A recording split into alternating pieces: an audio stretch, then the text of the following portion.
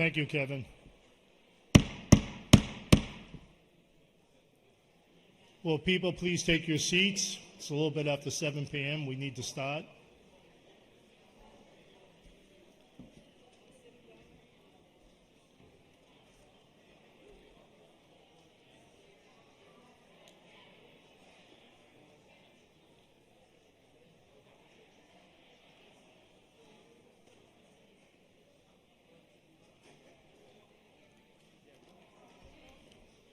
Please take your seats.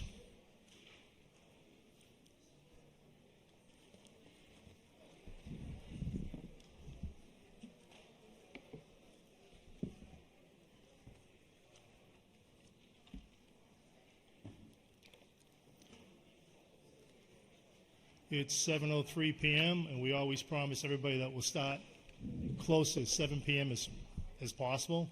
So I'm going to start the proceedings right now.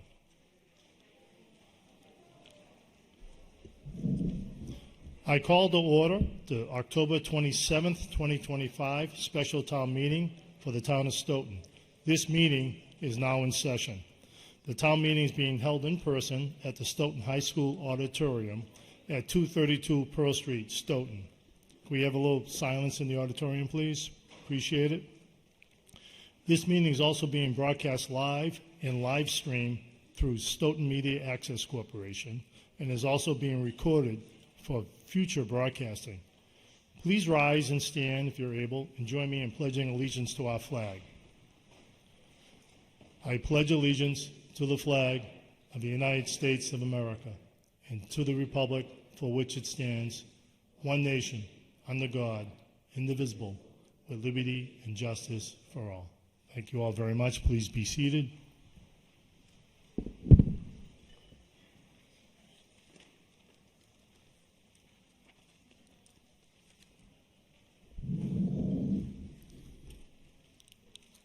First of all, thank you all for coming this evening. As town meeting representatives, you are very important to the town of Stoughton here. You're the legislative body. So I appreciate the time that you put in to these proceedings. I'd like to introduce our town officials. On my right here, we have Deborah Roberts, our vice chair.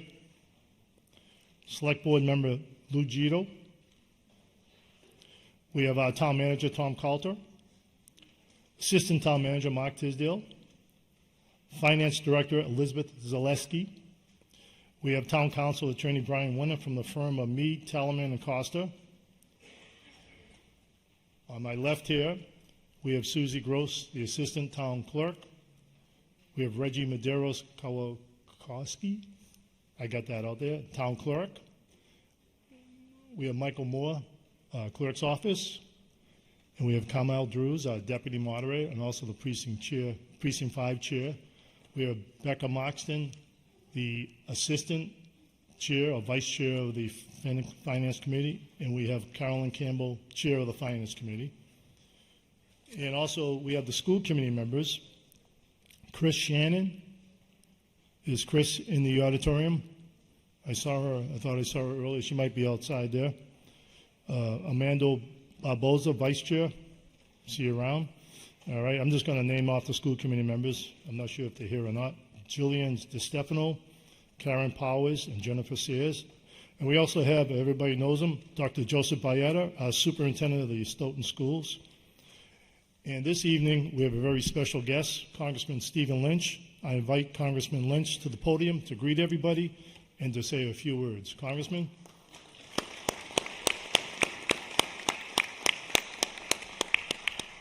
Is this the microphone? Oh, Yes. Thank you.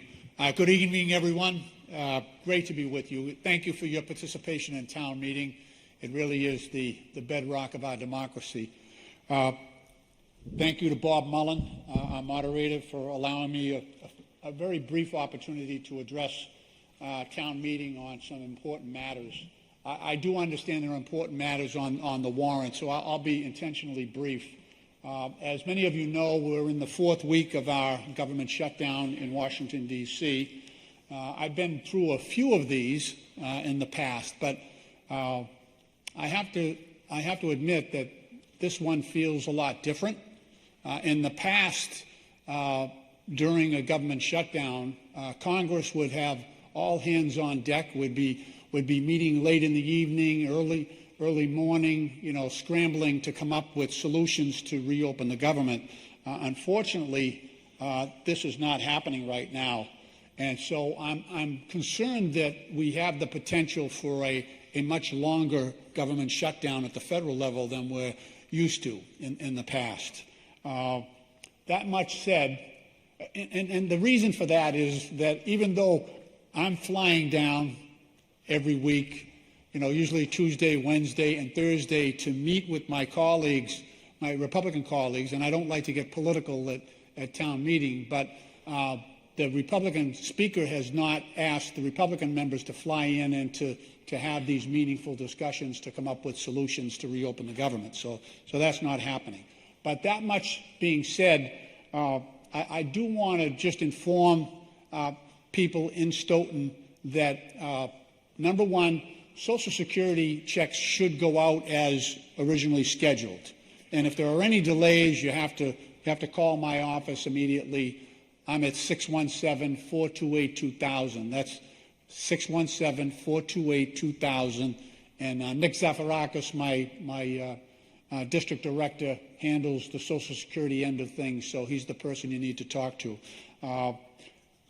However, even though the checks are going out, we think normally so far, if anybody has a problem with claims or disability, SSDI, things like that, those appointments have been delayed. So if you're having problems on that end, you need to call us as well, same number.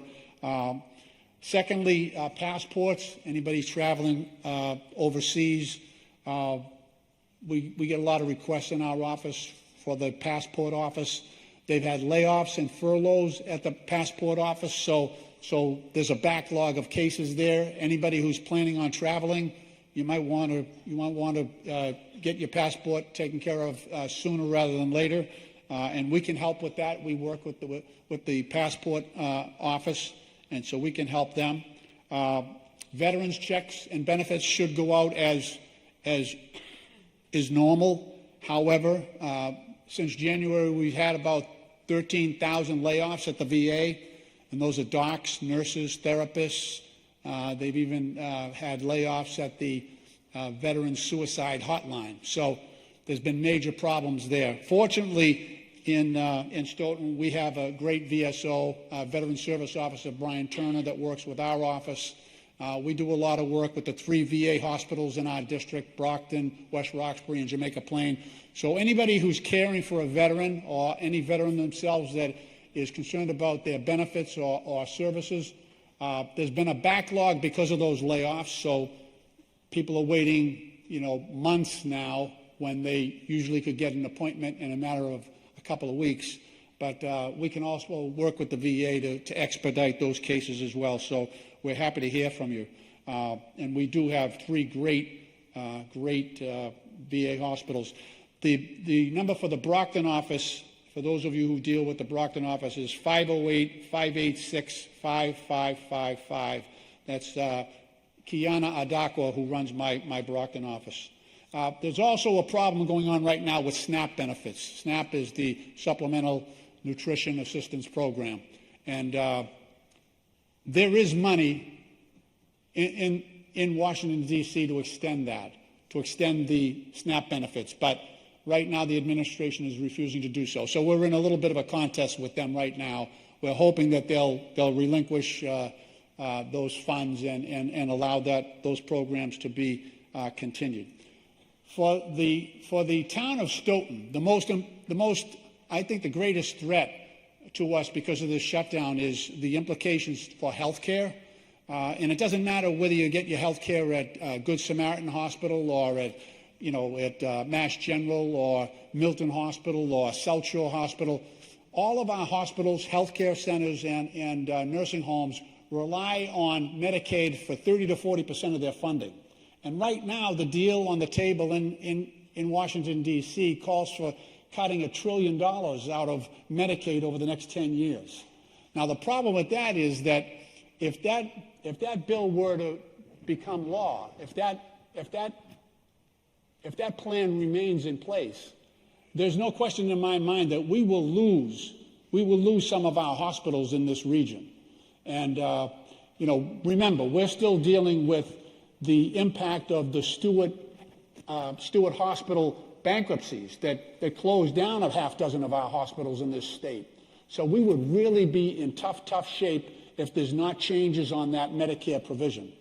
So I'm your vote in Washington, D.C. That's how this works. This is a representative democracy. I vote your vote. That's not my vote. It's your vote I'm voting in Congress. And I can't support the deal that they have on the table right now because of the harm that it's going to cause to the people of Stoughton and the other towns and cities in my district. I just can't do that, and I won't. Now, today we did hear from Speaker Johnson, who said he's going to bring forward his own health care plan. So I'm a little skeptical, but let's see what he comes up with.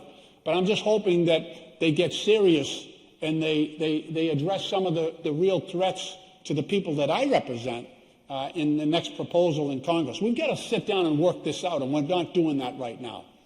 But in closing, I just want to say thank you for participating in town meeting. I want to thank Mr. Moderator for your courtesy and allowing me a few moments. God bless the town of Stoughton. Stoughton's a shining example of what's best about America. You take care of your kids, you take care of your seniors, you take care of your veterans. And what's better than that?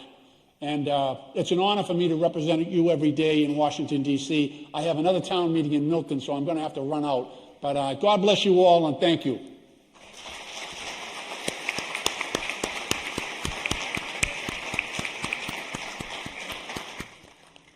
Thank you very much, Congressman Lynch.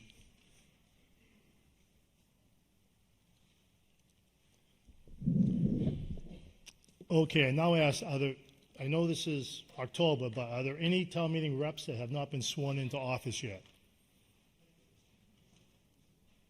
They should all be sworn in. We're just double checking. Okay, everybody's been sworn in. Did I see somebody? Mr. Starr? Okay, Reggie? The town clerk will swear you in. Please rise if you can, if you're able.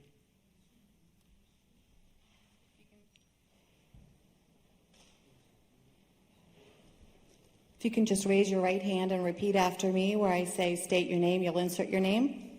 I state your name. Do solemnly swear that I will faithfully and impartially perform the duties of town meeting representative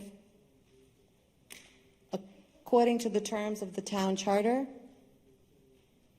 bylaws of the town of Stoughton, and the general laws of the Commonwealth of Massachusetts. Congratulations. All right, thank you. Let's move on.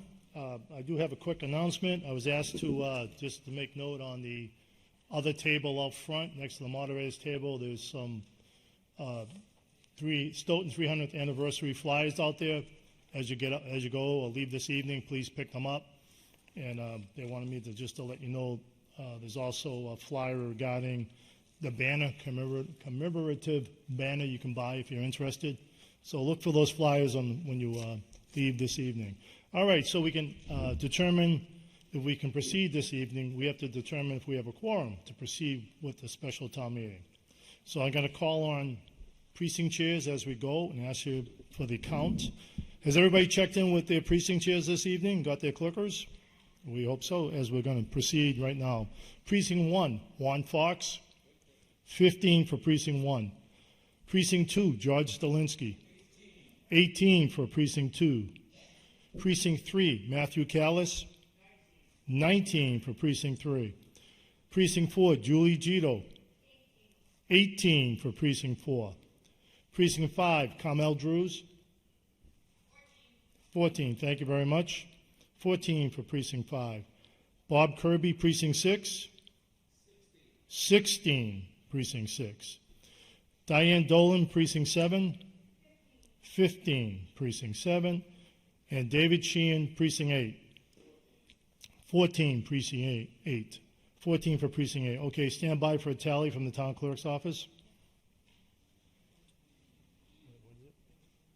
All right, we have 129 town meeting reps present, and our quorum is 85, so we have enough to proceed with the business this evening.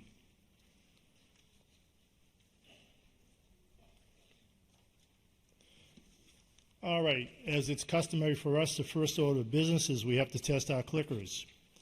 Again, does everybody have their clickers in hand? Are we ready? Okay, please press 1, 2, or 3. And as you know, the colors for your clicker number will change. That's okay. That's acceptable, not a problem. It's just recording your vote.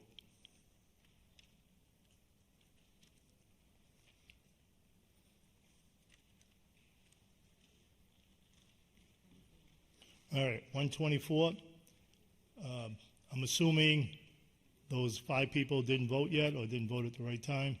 So we're going to proceed, okay? If your clicker is acting up or gives you a bad message, just bring it down to Michael here. He'll take a look at it and he'll get you assigned a new clicker if needed. All right.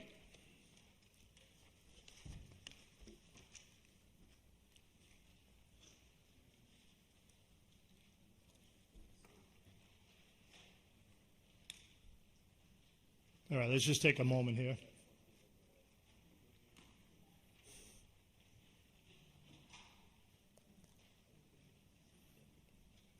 He's a professional. He knows what he's doing.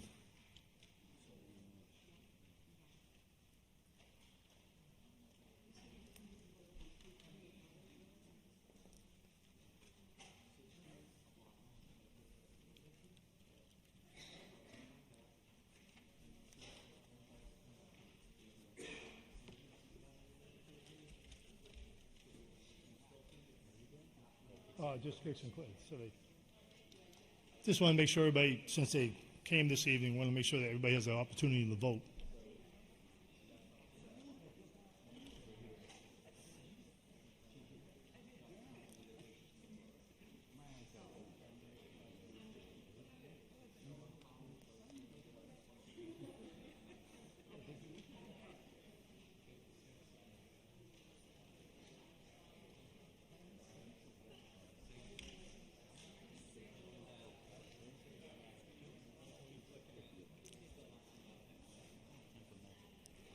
All right, we good? Thank you, Michael, and thank you all for coming down and making sure your clickers work. All right, now I invite Deputy Town Moderator Carmel Drews to move and make motions for the revised procedural motions. Carmel, I recognize you. I can't hear you. I'm talking. There we go. There you go. Move to dispense with the reading of the warrant and the return thereof. This is going to be by voice vote. Is there a second? Carolyn Campbell seconded that. All in favor say aye. Any noes? Abstentions? I declare the ayes have it. Declare that a vote. Go ahead, Carmel. Number 2, move to act on the articles as printed in the town warrant with the exception of Article 12 noted below. Seconded by Elliot Hansen. By voice vote. All in favor say aye. Oppose? Abstentions? The ayes have it. I declare that a vote. Number 3, and note that this is the text that was on the virtual table, but is not exactly the same text that was on the handout on the physical front table today. So number 3, move to have the following article heard as the first order of business at the Wednesday, October 29th session of special town meeting, Article 12, zoning map amendment, or as the last article if town meeting does not go to more than one night. Is there a second? Seconded by George Stolinsky. By voice vote. All in favor say aye. All opposed? 1 no. Any abstentions? I declare the ayes have it. Next up. Number 4, move that on matters of substitute motions that the original motion is moved and seconded and put on the floor before a substitute motion is made, except when, in the opinion of the moderator, the substitute is for insubstantial clerical or typographical corrections. Seconded by, was it Elliot? Okay, Elliot Hansen. Okay, by voice vote. All in favor say aye. Aye. Anybody opposed? Abstentions? I declare the ayes have it. Number 5, move that any substantive amendments or substitute motions for an article be only in writing, and further, that any proposed new motion or substitute motion or complex amendments be delivered in writing to the town moderator 48 hours in advance of the session at which the motion is to be made. Motions to be emailed to the town moderator at bmullen@stoughton-ma.gov and a copy to the town clerk at reggie@stoughton-ma.gov. Is there a second? Seconded by Carolyn Campbell. By voice vote, all in favor say aye. Aye. Opposed? I hear one no. Any abstentions? I declare the ayes have it. Number 6, move that no reconsideration of any article take place until the last article has been completed at town meeting. Seconded by Elliot Hansen, I heard. Okay, by voice vote, all in favor say aye. Aye. All opposed? Abstentions? I declare the ayes have it. One Number last one. 7, move that town meeting does not take up any new business after 10:30 p.m. Is there a second? Seconded by George Stalinsky. By voice vote, all those in favor say aye. Aye. All opposed? A few noes. Any abstentions? No, I declare that motion passes by voice vote. All right, thank you all for voting those.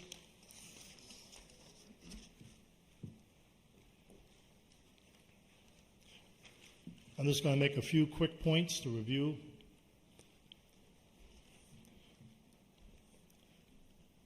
As we all know, we've had a lot of you people might have been elected first time in April. We went through the annual town meeting in May, and now we're proceeding to a special town meeting. So this is just most of you the second town meeting, and some of you have more than 2 meetings with your experience here. So as we proceed with the different articles, if it's a dollar amount and it's a positive recommendation, the chair of the finance committee will make the motion. If not, there'll be someone else will make the motion, and they'll be identified and called down to make the motion. And obviously, for every article, every motion made, there has to be a second. And then we'll hear from the committee reports, when they're applicable. And for each article, I'll recognize a presenter, and that presenter has up to 10 minutes to make that presentation. That presentation will be followed by a period of technical questions. We have 2 technical questions per town meeting rep. If you only have 1, that's fine. You don't have to have 2. But I do have to, at least, I think we all have to agree that if you're not going to ask the question, don't start off with some type of presentation or some argument. I'm going to rule you out of order. You have to ask a question. We go through this every time. And if you don't start off with a question in the technical question period, I'm going to rule you out of order.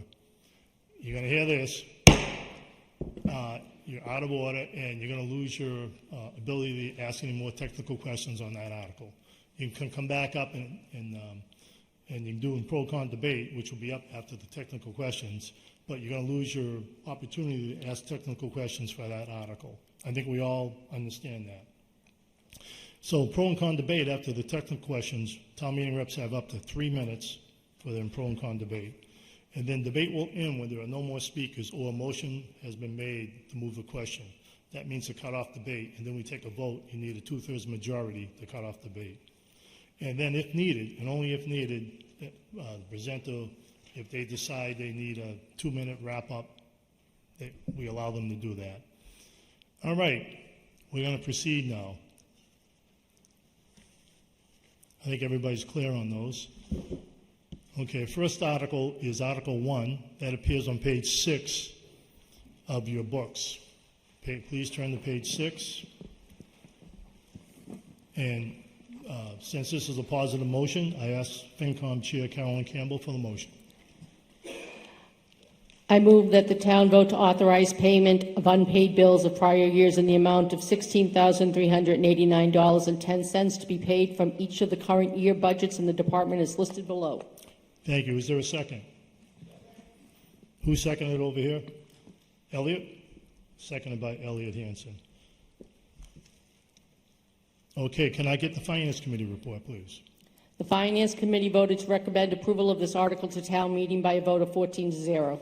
Thank you very much. There's no other committee reports on that article. Finance Director is the presenter, Elizabeth Zelensky.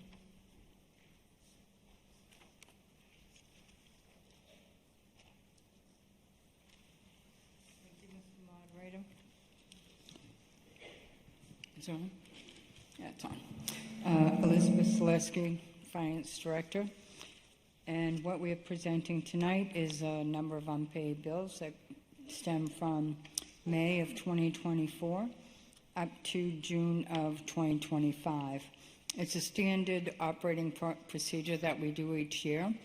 Departments are requested to notify us what they will be paying out of what's called an encumbrance line. And unfortunately, these invoices did not make the cutoff. So now we have to come to town meeting to authorize the departments to be able to pay these bills out of the current year budget. And the total amount is indicated is $16,389.19. Would there be any questions on this? Thank you, Elizabeth. Any questions from the town meeting reps? All right, please identify yourself when you get to the microphone.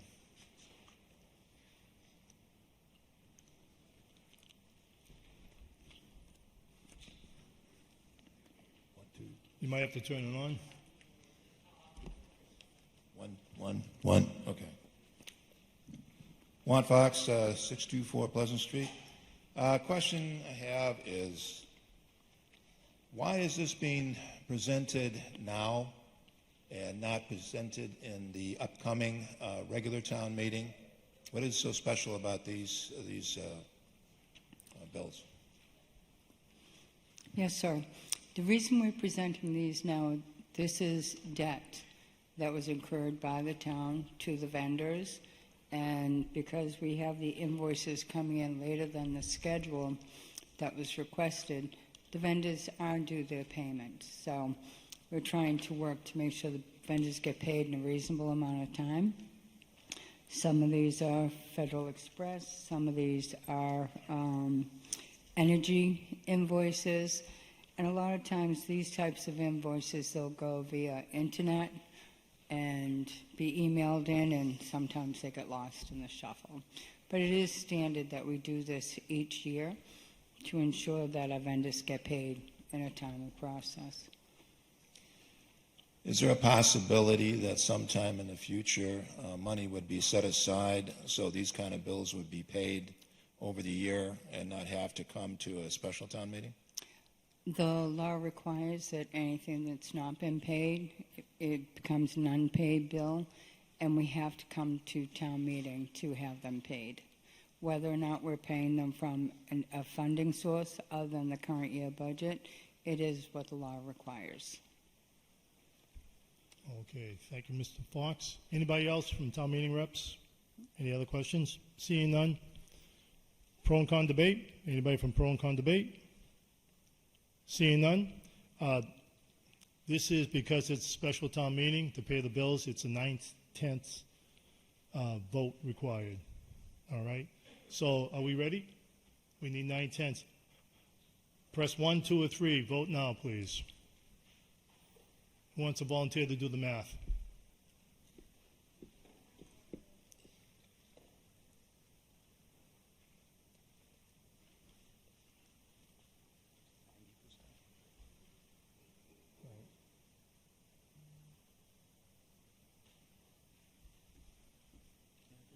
Wow,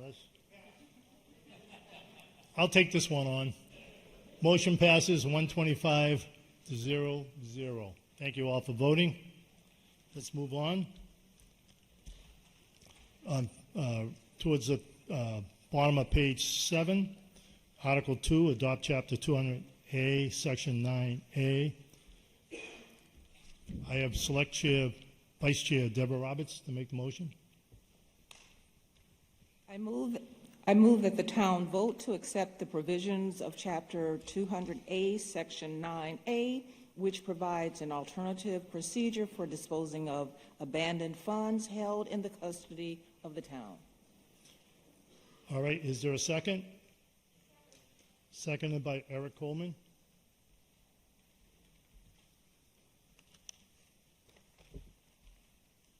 Carmel, could you read the Intergovernmental Relations Committee Sure. report there? Intergovernmental Relations Committee voted to recommend approval of this article to town meeting by a vote of 4 to 3 to 0.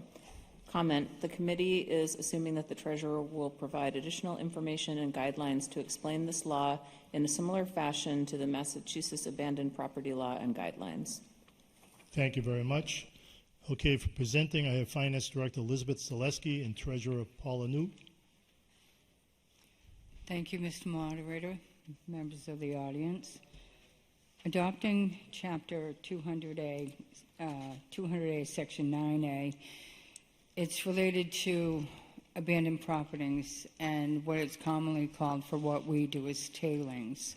When we issue checks to individuals and they do not cash their checks within a certain amount of time, I believe it's 180 days is what's on our checks, their checks are stale.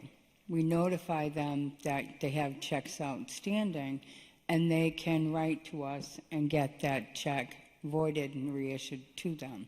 There's certain laws that we have to follow, which means we have to publish these outstanding checks, and it goes over a period of 2.5 to 3 years.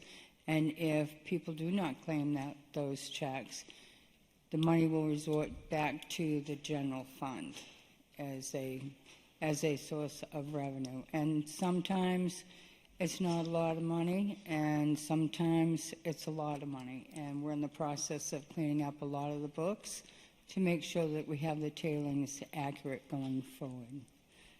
Anything from you, Paula? Okay, that's it. If anybody has any questions, Mr. Moderator? Thank you, Elizabeth.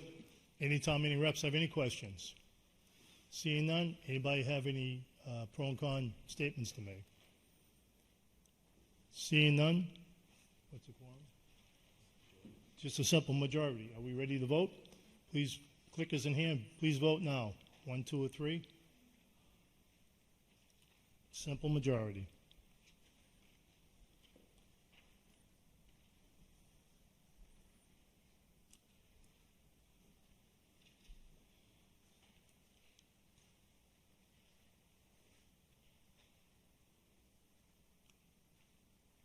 Motion passes 114 yes, 8 no, 1 abstention. 114 yes, 8 no, and 1 abstention. Thank you all for voting. Article 3, I have it that's going to be dismissed. Supplemental budget adjustment will be withdrawn. Okay, can I get a motion on the floor to dismiss this? Peter Murphy, motion to dismiss. Is there a second? Second by Carolyn Campbell. By voice vote, all in favor to dismiss this, say aye. All opposed? Abstentions? It's unanimous. Article 3 is now dismissed. Thank you all for voting. Let me just make a quick note here. All right, we're at Article 4. Turn to the middle of page 8. Article 4 is to amend the Town Code Tax Title Payment Agreements. And let me just take a look at my list here. Deborah Roberts, you're going to make this motion? Thank you. Yes. I move that the town vote to approve Article 4 and amend the town's general bylaws as printed in the warrant, and further that the town clerk be authorized to make clerical, editorial, and other adjustments to effectuate the purposes thereof. Okay, thank you. Is there a second? Seconded by Elliot Hanson down front here. All right, let me just take a quick read here. John Rock here, municipal regs? No? Oh, I'm sorry. Did you want to read this? Okay, that's fine. I'm going to ask Carmel, Deputy Moderator, to read the report. The municipal operations, it's, okay. The Municipal Regulations Committee voted 5 to 1 to recommend approval of this article to town meeting as written in the warrant. Thank you. There's a typo in the report. It should say, as Carmel read it, Municipal Regulations Committee voted 5 to 1, and not Municipal Operations. All right. Presenting this will be Finance Director Elizabeth Zaleski and Treasurer Paula Newt. Thank you, Mr. Moderator, members of the body. The purpose of this particular article is to amend the town's code, which will allow tax title payment agreements as defined in the article itself. We do have a number of residents who have requested tax title payment agreements. There are times when all of us can get into a little bit of trouble and we need some relief. And this is a program that can be offered by the town with the vote of town meeting, that people who need this help can get this help. And it's a program where they sit down with the treasurer of the town and they go over the requirements of what you can do, what you can't do, payback plans, interest rates, and the length of a note. And like we said earlier at Finance Committee, this is to help alleviate some of the issues that our residents are having and doing our best to keep properties from going into foreclosure. And this is one of the requirements of the treasurer position that we adopt this. We never adopted it, and we feel as though it's important to get this adopted now. Thank you. Thank you very much, Elizabeth. Paula, do you have anything? No? Okay, thank you both. All right, time for technical questions. Any technical questions by the town meeting reps?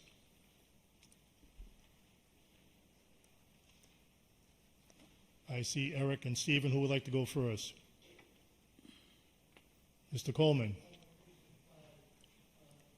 Yeah, you got to speak up. Nope, not hearing you. Two? There you go. I got it. No, I'll come down. This is not interest-free. It's 50% is the option, 50% of the interest. Is that correct? Thank you. I'm sorry, I didn't hear the answer. Yes. Okay, thank you. Thank you. Mr. Steve Wilkinson, Precinct 4. In the article, Section B, it references 15%, but in the backup it says 25%, which is correct? The 25% is the old law, and the 15% represents the new law. Thank you. You're welcome. Okay, I see no one else with technical questions. We're going to move on to pro and con debate. Anybody from pro and con debate? Seeing none. Jerry, are you rising to ask a question? Okay. Jerry McDonald, Precinct 4. I'm not really 100% comfortable with this. I'd like to see this type of agreement made at the select board level, and I'm wondering if the select board has taken a position on this. I would like to refer that question, comment to Town Council.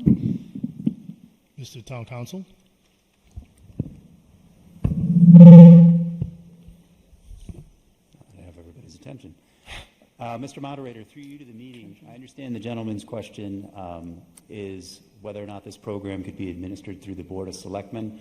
I'm not aware of whether or not the Select Board's discussed it, so I'm not going to talk to the policy matter. But what I will tell the meeting is that the statutory amendments from 2024 specifically identify the treasurer as the municipal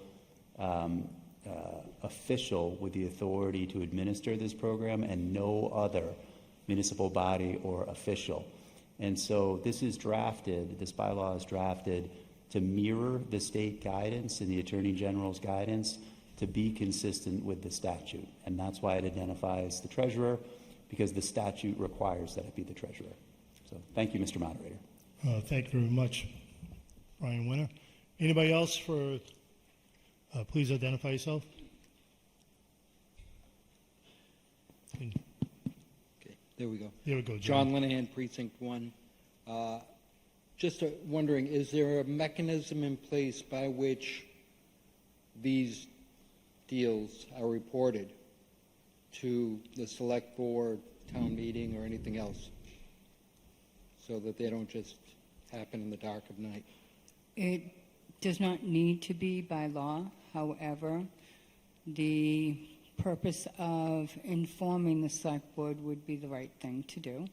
as to what we have outstanding and what the payment schedules are, falling under transparency aspects. That would be the mode going forward, as long as we're complying within the law. Well, you said two different things there. You said you didn't really have to report it according to the law. Is there a commitment to reporting it? Can you say that again? Is there a commitment to reporting it to the select board? That would be something that we can write up as a policy and procedure with the guidance of the town manager that can go to the select board. Thank you. You're welcome. Okay, thank you both. Anybody else? Lisa Lyons, please identify yourself. Hi, Lisa Lyons, Precinct 2. Is there a mechanism for this to show up on the revenue recap sheet for Finance Committee so that the taxpayers in general will be able to see how much revenue is actually being done under a payment schedule? Because our annual budgets are done based on Proposition 2.5. So where all that money's not coming in that's expected. I have no idea on the dollar amount on this, so when we're thinking about the budget overall, is there a notation of the percentages? That's a question. We're in pro and con debate now. So I'd like to, if you want to make a statement regarding this, whether you favor this or not, or... Well, I believe we have incomplete information to not be able to vote on this so that we know how much dollars we're talking. Okay, thank you for your comments. Appreciate it. Was there somebody else? Lou Gito, I'm sorry, go ahead. On debate now? Or Yes, we what? are. Okay. I have an issue with this if the select board is not somehow involved in it. We have cases in the town now where there is a really substantial amount of money owed in back taxes and has been for years. And some of that property is important that it become town property rather than not. And we have people who are willing to negotiate with the town in order to get rid of the property and not have to pay future taxes on it. Without some oversight of this, that property might just continue on to be owned and then at some point perhaps sold or not. I think that there should have been a little bit more thought put into this process than we have devoted to it. The properties, some of the properties that I've talked about, are properties that have been known within the town for over half a year, but there's been no traction to get anything done on them. And I just would suggest that we perhaps table this or defeat it now, but I would say table it if we could, and bring it up at the next town meeting. Thank you. Thank you, Mr. Gito. Who is next? Eric Coleman. Eric Coleman, Precinct 5. There's a section C, which originally I didn't like, but it says the treasurer may waive the 50% penalty. So I would think in the situation that Lugito was mentioning that the treasurer would not waive it. Thank you. Okay, thank you. Who is next? I think that, okay. Identify yourself, please.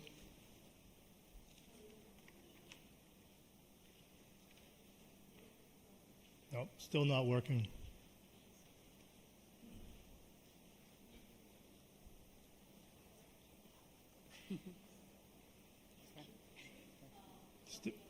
Still not working. We try that one more time? There we go. Thank you. Marina Ryan's Precinct 7. I just have a question about the interest seems very high. Time for questions is over. Oh. This is pro and con debate. Oh, okay. If you want to make then. a statement, pro or Yes. con, please Okay. feel free. All right. I didn't hear. Sorry about that. So to me, it seems like that the interest is too high.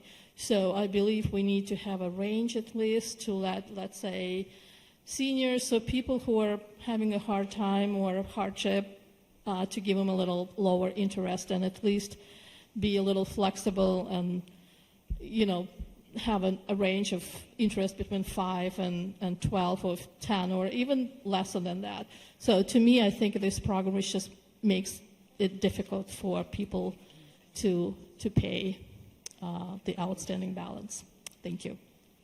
Thank you very much. Next up is David Laurie. Thank you, Mr. Moderator. David Lurie, Precinct 6. My understanding from what I heard on the presentation and in reading it was to avoid having people relinquish their property to the town. It's to help them maintain their property at a lower cost over time. So I don't understand how this is somehow negative towards property owners, or for that matter, for the town, who, if they took the property, would stop altogether getting any tax, property tax benefit from it. So it keeps it on the tax rolls, and it makes people a little bit, gives more flexibility for property owners to keep their property. It seems to make sense to keep this kind of article going forward to help everybody out. I think it's a win-win. Okay, thank you very much. Anybody else from town meeting reps? Cynthia Walsh? The fact that this was inserted by the select board would seem to indicate it was the view of the majority. They did not approve all of the proposed articles when they closed the warrant. Also, I should hope, as a previous speaker mentioned, our goal isn't to humiliate people. It's not to take someone's home away. It's to give folks some opportunity to redeem their property without embarrassment and with perhaps less interest. So I'm in favor of this. Thank you. All right, anybody else? Seeing none? All right, would you like to give a 2-minute, wrap up, or you're good? I think we're good. Thank you. Okay, thank you very much. All right, we ready to vote? Simple majority. Please vote now, 1, 2, or 3.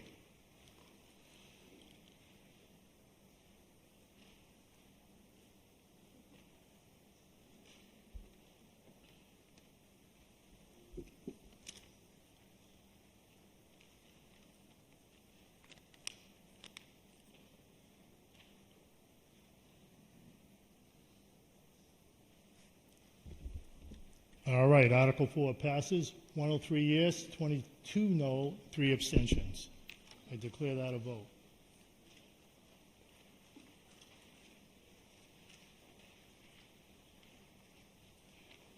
All right, next up is Article 5.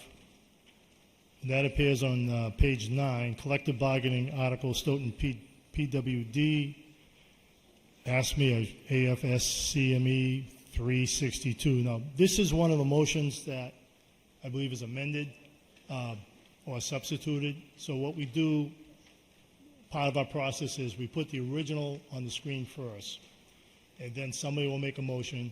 Well, first we have a motion to put the original on the screen, and then we have to substitute that motion or amend it. All right? And then we take a vote on that one. All right? So, Carolyn Campbell, can I have the motion? The original motion.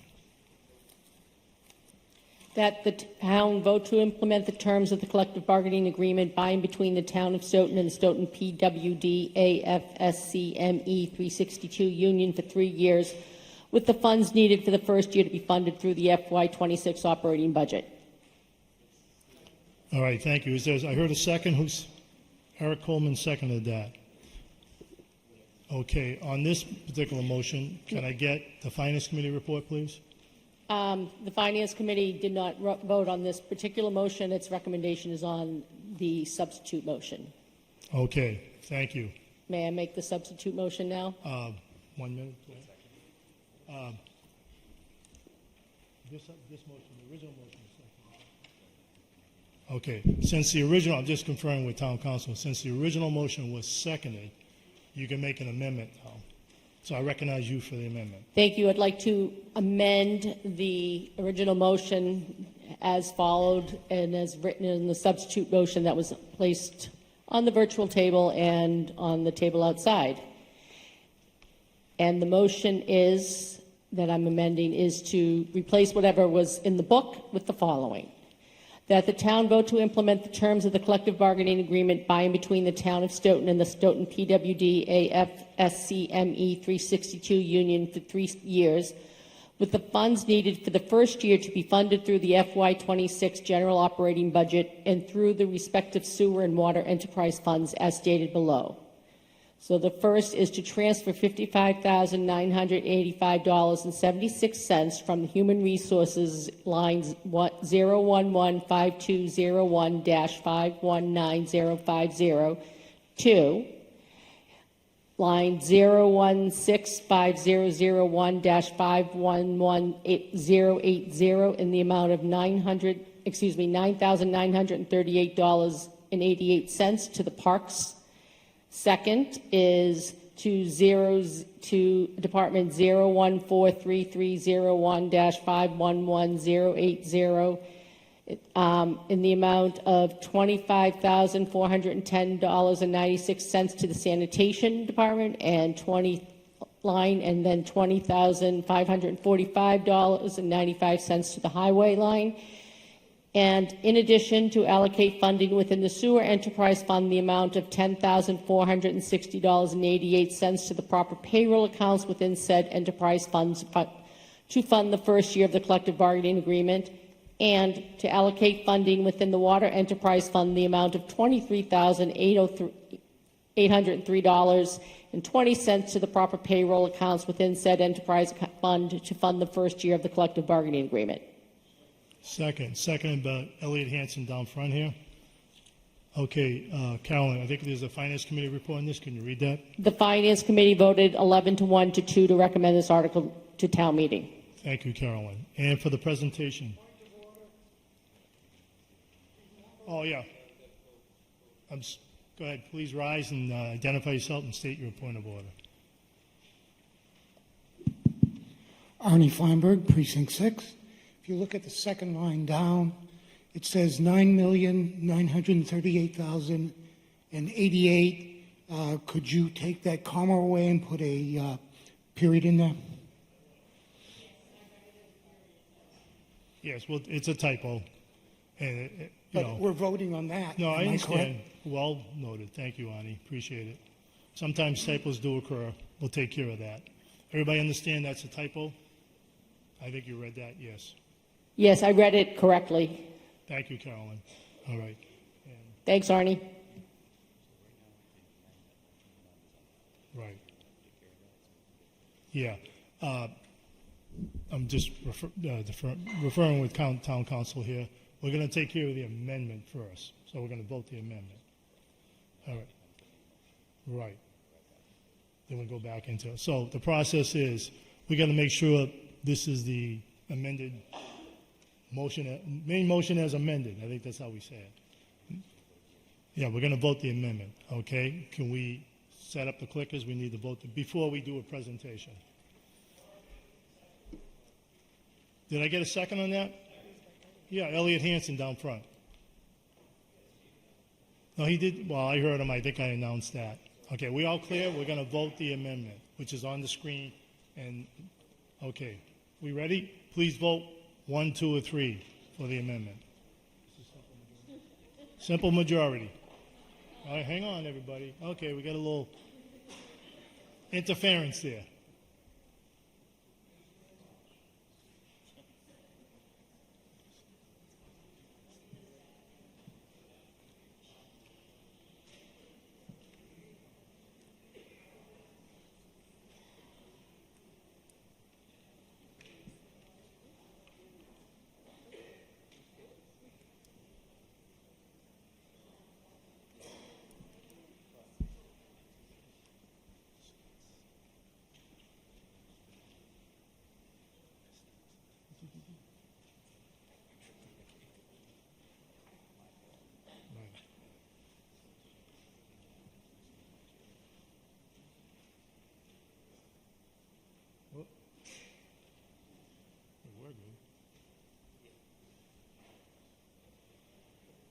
Okay. Are we voting now? Okay, please vote. 1, 2, or 3. We already started voting. Simple majority.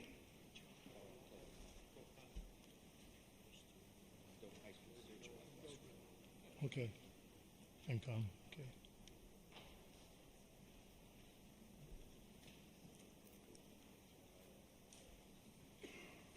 Okay, the amendment passes 119 yes, 8 no, 2 abstentions. So now that becomes the main motion as amended. All right? So now we're going to hear the presentation from the town manager, Tom Coulter. Thank you, Mr. Moderator, and through you to the town meeting members. As the chair of the Finance Committee pointed out, this collectively bargained agreement is with the entire department, which is DPW and all of those sub-departments and the water and sewer enterprise funds. It's a 3-year contract that began this current year, fiscal 26, and we're not asking the legislative body to appropriate any money. When we did the FY26 budget, we, so to speak, put the money in the bank account in the Human Resource Department to cover the anticipated liability. So we're not asking for any money. What makes this contract very unique, I would say one of the first in Stoughton, and it took 14 months to negotiate, it's an incentive-based contract. So although the 3-year wage increases are 3%, 2.5%, and then 3%, there are substantial incentives for members of DPW who wish to develop their professional skills. There are 8 different categories that all of the members, regardless of their position, can be trained in, and when they receive that skill set, they'll receive that incentive pay. Now, the reason that's so important, as you know, over the past 3 years, we've reduced the workforce by some 22 individuals through retirement and natural attrition, and we have not replaced those people. It's very important within the DPW ranks, as we reorganized DPW into half the amount of departments that one existed, and then put them under the same CBA from Local 362, Council 93.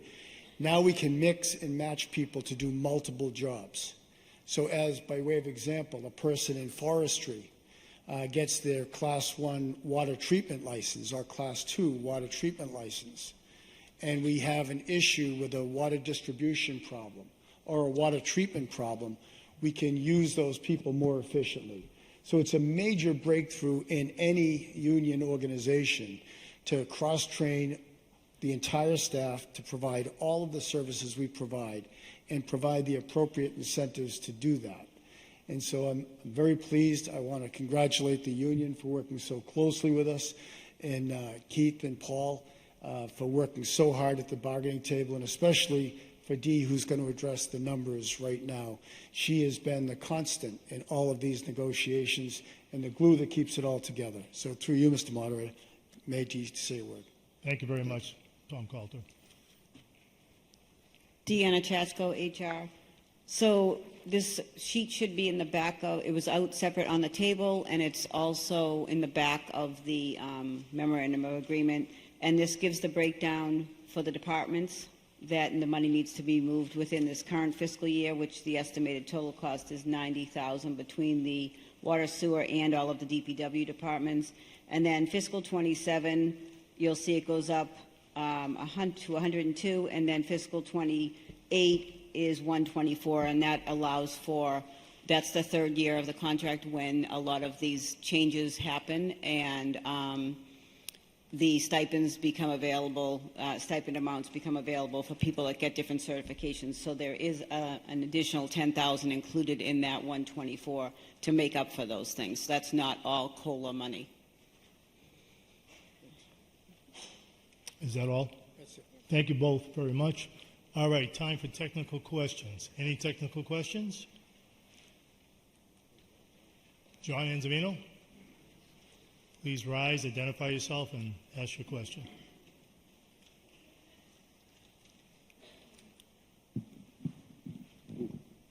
John Anzavino, Precinct 4.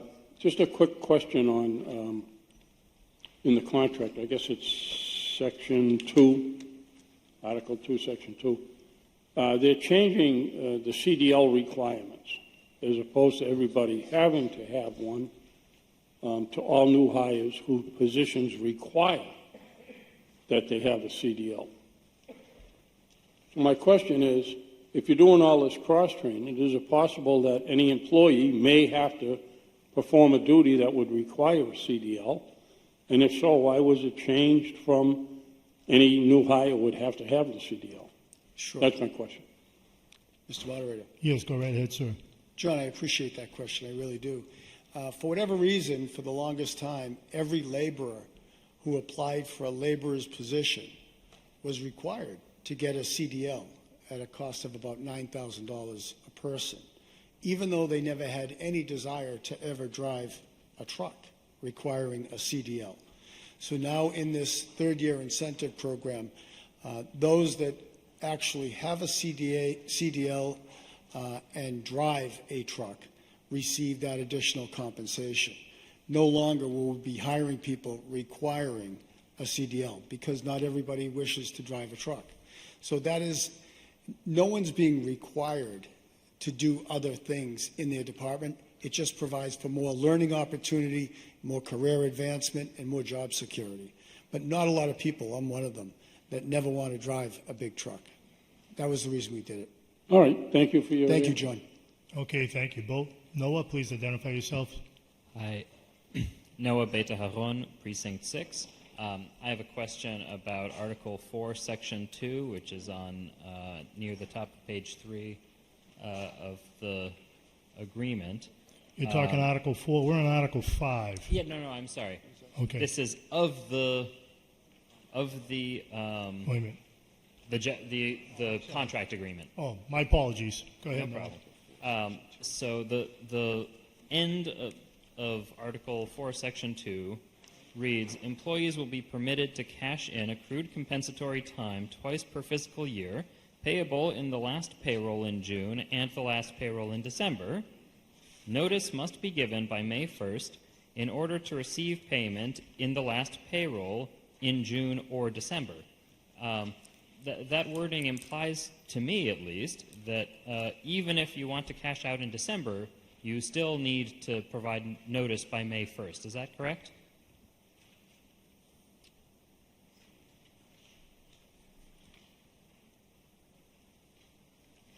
So the only change on this is existing language. This is the only change is they are changing it from 80 hours to 120 hours. So, and as far as the time frame of when they have to, let's see,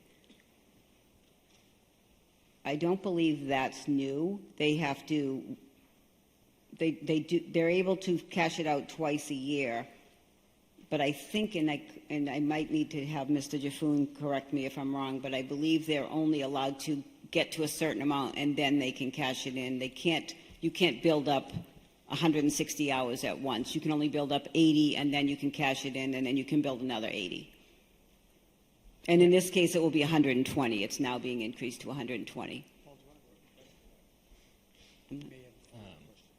Did I not answer your question? I mean, I Are you just, you're wondering like why understood it's... that. It's just that at the very end, right before we get to Article 4, Section 3, it says that notice must be given by May 1st in order to receive payment in the last payroll in June or December. So it makes it seem like even if you want it in the last payroll of December, you still have to apply by May 1st, and that seems like you have to know way in advance.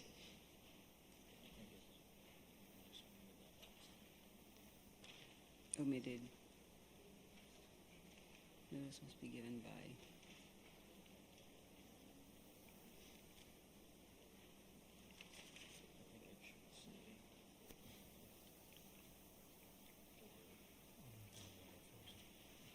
May or November 1st?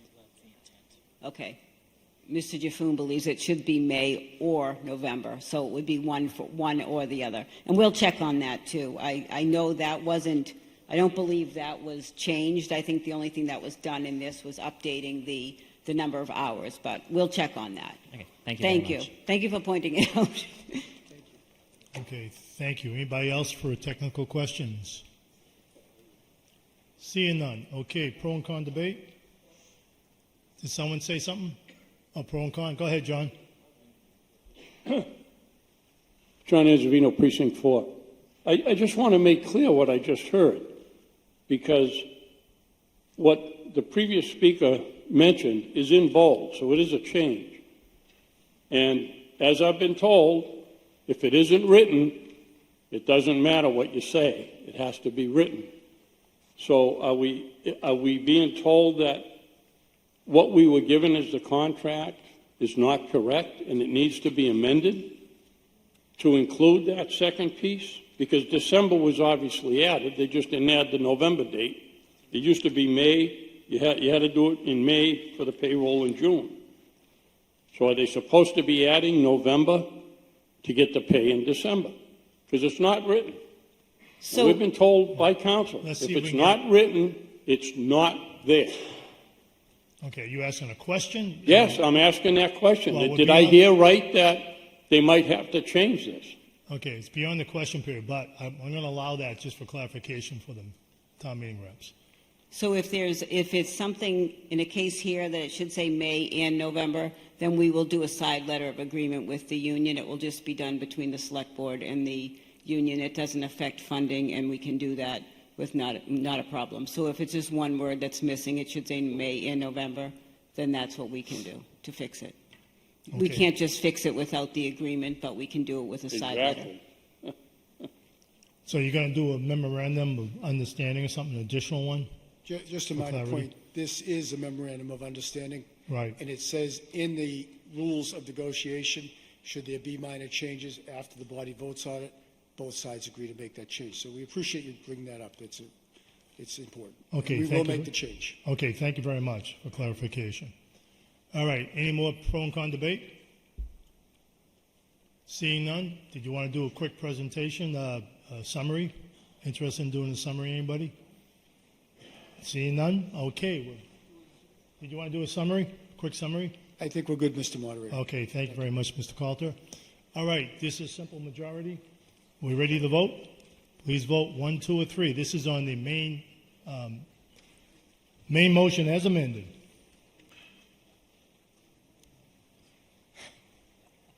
I don't like this. It's tough. Oh, I know.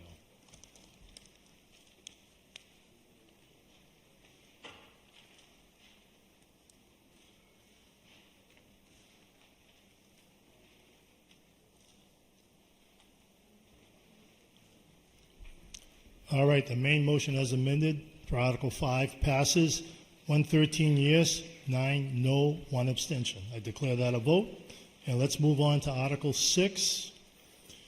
This is water main improvements. It appears on page 10.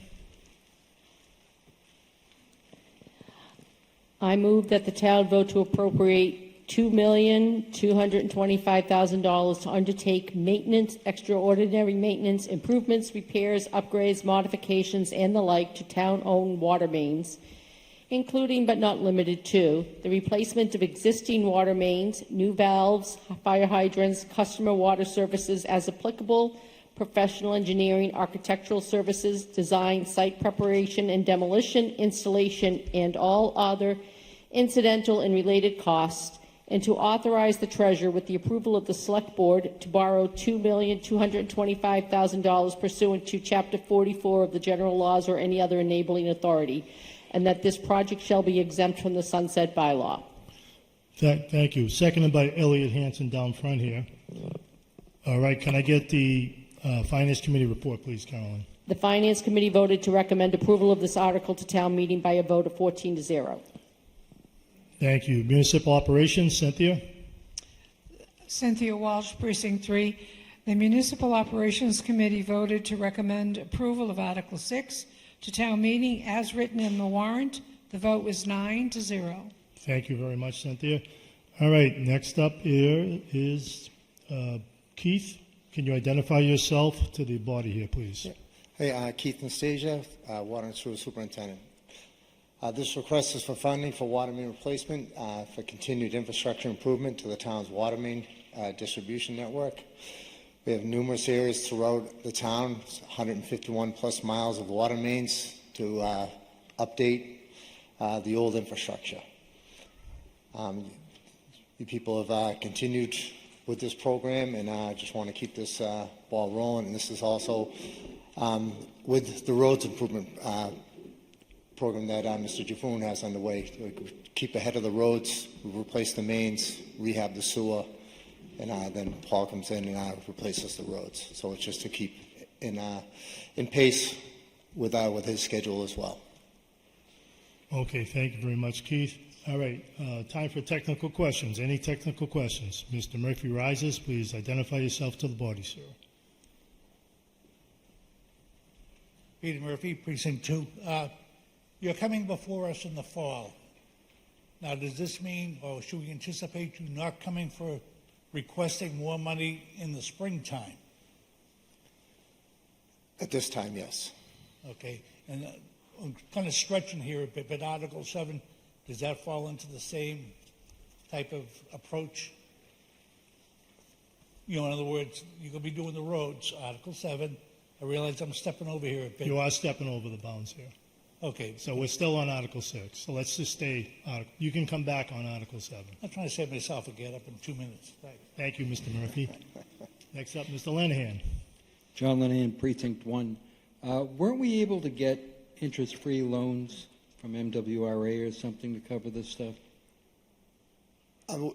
Last phase, we were able to get some funding. MWRA is primarily for sewer. We're not on MWRA. We're 3% MWRA water community, 97% we make our own water. There is funding out there. We use it on the last phase, and we're still looking at other sources of funding and grants. Thank you. Thank you. Anybody else for technical questions at this time? Mr. Anzabino. John Anzabino, Precinct 4. If I heard you correctly, you said similar to how the roads were being done in the fall, so we could get into the spring construction and everything earlier. But you mentioned that this was to try and keep up with the roads, but none of I don't believe, any of the streets that were shown that you want to do are part of the repaving. So I'm not sure how you correlate that you're trying to do this, or was it just that you're trying to do this similar to how the roads were being done, to get the work done in the spring? Mr. Moderator. No, this is to stay ahead of the roads. The last thing we want to do is roads get done and then the water mains go in. We're trying to stay ahead of the roads. And then, if obviously the water main work is very, very intrusive and destructive, and then Mr. Foon adds this onto his next round of or future paving projects. All right, maybe I misunderstood. I thought you were doing it so that he would be coming in and doing the road, because none of the roads you listed are in the ones that he's asking for in the next article. Thank you. Okay, thank you. Mr. Wilkerson, did you have a question? Okay, thank you. Anybody else? Joanne, please identify yourself. Take your time. Take your time. Joanne O'Reilly, Precinct 2. I have a question in reference to where Freeman Street is. Would that new apartment building be liable to to pay for some of that, the bill, pay a portion of the bill because they'll be doing the new apartment building? That is my question. The apartment on Freeman Street, that section of water main has been done up to the fire station that's being rehabbed. This is to continue Freeman Street on. As far as any mitigation payments on that, that I don't know. Okay. Thank you. Thank you, Joanne. Thank you, Keith. Anybody else? Technical questions? Mr. Gito. Hi. You've got 157 miles of water mains. What percentage do you think this project or this money will cover for that 157? I guess the reason I'm asking the question is twofold. One is to get a sense of how much it costs pretty much per foot or mile of water main? And also, what percentage are you planning to do each year in order to make sure that the system keeps up? Understood. Well, with this phase of 151 plus miles, we're not even, it's about 0.5%. This is just a little bit over a mile, but it all depends on the size of the mains. If you have a lot of 6-inch mains or 8-inch mains, that's less of a cost. It's still expensive. It's $650 plus per foot. But part of this, the largest part of this project is a 12-inch main, which is $804,000, and it's 2,000 feet. So it all depends on the size of the main and what work is being done. So the reason for the question is to let everybody know basically what we should be looking at each year. And yeah, understood. That's the only reason for my asking the question. Understood. Thank you so much. For instance, last year, it was an epic year. We did 2.5 miles of water mains and services, and that was just a little bit over $3 million. Okay, thank you both. Who is next? Elliot, Mr. Hanson, identify yourself, please. Elliot Hanson, Precinct 1. Just a quick question. There's been a lot of work done on Central Street. Is that finished, or is there still yet to be done stuff? Nope. Central Street still has approximately a week and a half left to 2 weeks, because that's all services. The water main that's there is asbestos pipe, and we're required, every town is required to get everything off of asbestos pipes. This is the last phase of asbestos pipe that the town has, which we have to, every town has till 2032. So to be able to say that we're done with it in 2025 is an accomplishment for all the support for the residents for funding this project. But Central Street, it's just throwing all the services over. We still have to continue Central Street, replacing that, Central from Turnpike to the Avon line, and then the other end would be Central Street, looping it down Bay Road, up Sharon Street, and that would complete the loop down that end of town and take all the services that are all the residents are being served by Sharon Water to put them on Stoughton's network. Good enough. Thank you. Thank you both. Mr. Enochian, please identify yourself, please. Vaughn Enochian, Precinct 4. Is this loan to be repaid by the Water Enterprise Fund? Yes. Thank you very much. Okay, thank you both. Anybody else? Seeing none, let's go into pro and con debate. Anybody? Seeing none, this is Mr. Bob Cohn, you just made it by half a second. I know I'm old. Please identify yourself when you get to the microphone. Bob Cohn, Precinct 5. I'd like to thank them for an outstanding job you've been doing. And keep up the good work. Thank you. Okay, thank you. Anybody else pro and con? Seeing none, this is a borrowing article. That means 2/3 vote required to pass this. Are we ready to vote? Okay, please vote now. 1, 2, or 3.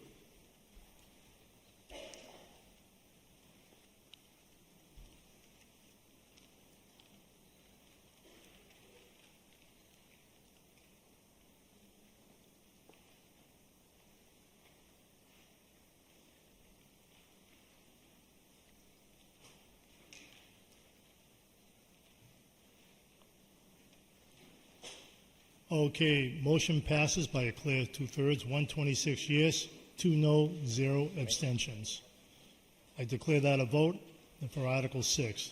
Next up is Article 7, annual roadway paving. That appears on top of page 11.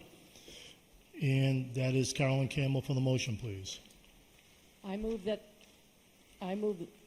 the town vote to appropriate $2,500,000 to resurface and/or improve with curbs, drainage structures, regrading, sidewalks, several roadways included but not limited to the ones listed, including utility upgrades and, as applicable, professional engineering, architectural services, design, site preparation and demolition, installation, and all other incidental and related costs. And to meet this appropriation, that the town authorize the treasurer with the approval of the select board to borrow $2,500,000 and to issue bonds or notes thereof pursuant to Chapter 44 of the general laws or any other enabling authority, and that this project shall be exempt from the sunset bylaw. Okay, thank you, Carolyn. Is there a second? Eric Coleman seconded that. And from the back. Okay, Carolyn, can I have the Finance Committee report, please? The Finance Committee voted to recommend approval of this article to town meeting by a vote of 14-0. Thank you very much, Carolyn. Municipal Operations, Cynthia Walsh, please. Cynthia Walsh, Precinct 3. The Municipal Operations Committee voted 9-0 to recommend approval of Article 7 to town meeting as written in the warrant. Thank you very much, Cynthia. Okay, Public Works Director Paul Shafun is the presenter. Mr. Shafun. Thank you. Thank you, Mr. Moderator. Paul Jaffoon, Public Works. This is the fourth time we've come before town meeting to ask for funding. That's why it now says annual roadway paving. We certainly appreciate all the support in years past and hope to continue it.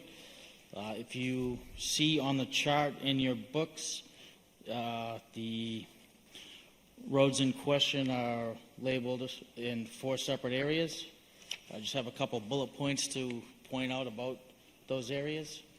So Area 1, this needs to be done sooner rather than later in coordination with other planned projects, including drainage and potential sidewalks, to connect from Pine Street to hopefully down to Glen Echo Boulevard, which will then, the sidewalk will then continue all the way, I believe, to the center of town on Pleasant Street. We also have some drainage issues there that will be taken into account when we regrade and repave.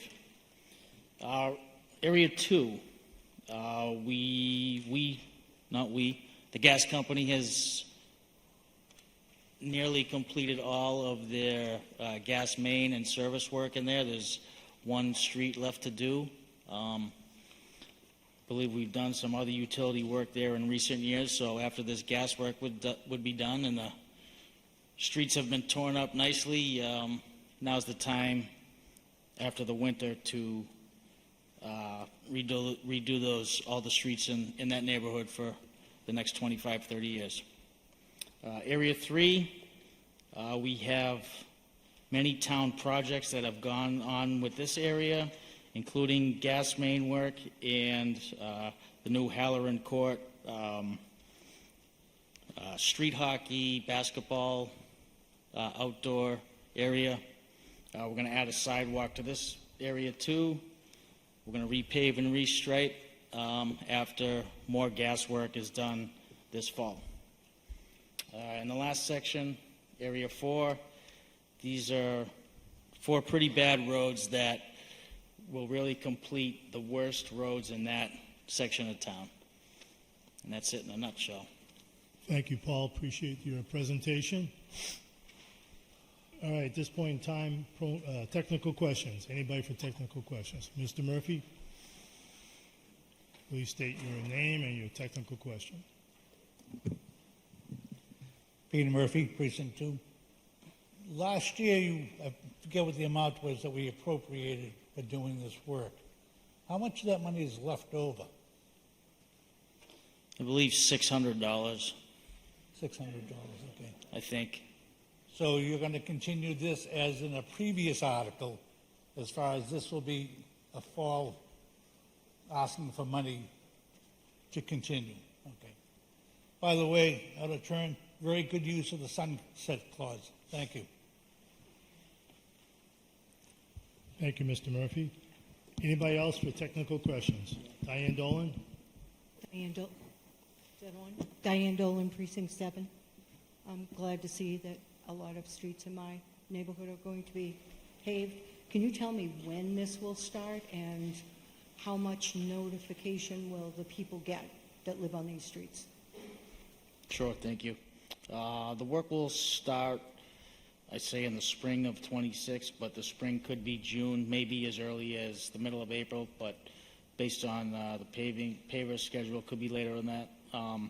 As far as the notice, we'll give you most likely at least 2 weeks' notice, based on when we hear that the contractor will be able to mobilize.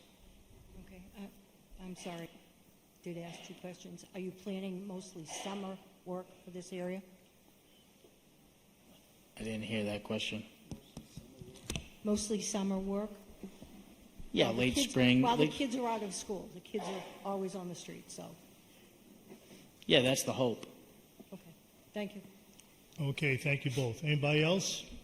Technical questions? I'm sorry, Mr. Giro, I didn't see you there. Paul, same question as before in terms of basically the amount of work done in each of these categories, and feet, miles, whatever it might be.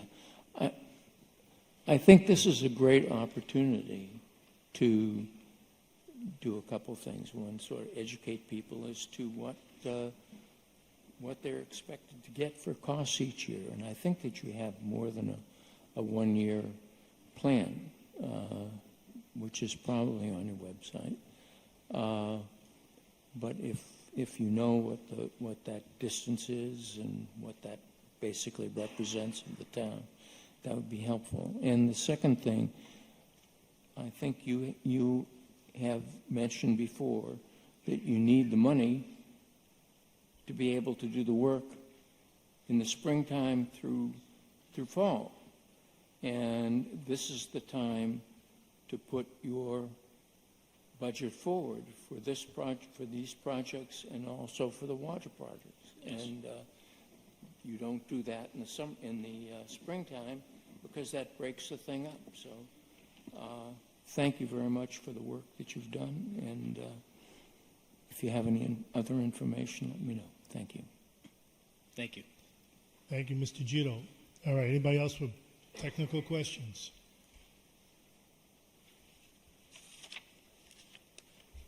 Molly, are you coming down for a question? No? Okay. Just wasn't sure. Okay, seeing nobody else with technical questions, let's move on to pro and con debate. Anybody for pro and con debate? Seeing none, this is a borrowing article. Since we're borrowing, we need a 2/3 vote to pass. All right, are we ready? Please vote now, 1, 2, or 3.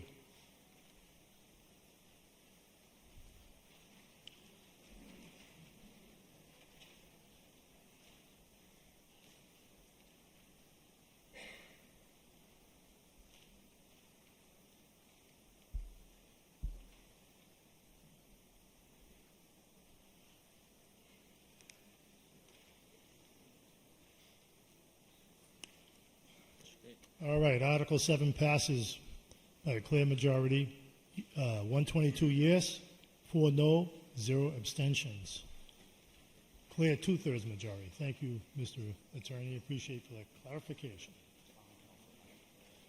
Thank you. That's right. Thank you. All right, next up, Article 8 on page 11. Is this going to be dismissed? Okay. This article is going to be dismissed. Can I get a motion from the body? George Stalinsky made a motion to dismiss. Is there a second? Who seconded that? Peter Murphy. So we're talking Article 8. George made the motion to dismiss. Just got to note this. And Peter Murphy seconded. Okay, by voice vote. All those in favor say yes. Aye, whatever you want to say. Let's try that again. All those in favor say aye. Aye. Very good. All those opposed? Any abstentions? I declare that a majority. Thank you all for voting. Okay, Article 9. That's Community Center. And that appears on page 12, right at the top there. Unforeseen repairs and FF&E for Community Center. And that is Carolyn Campbell for the motion, please.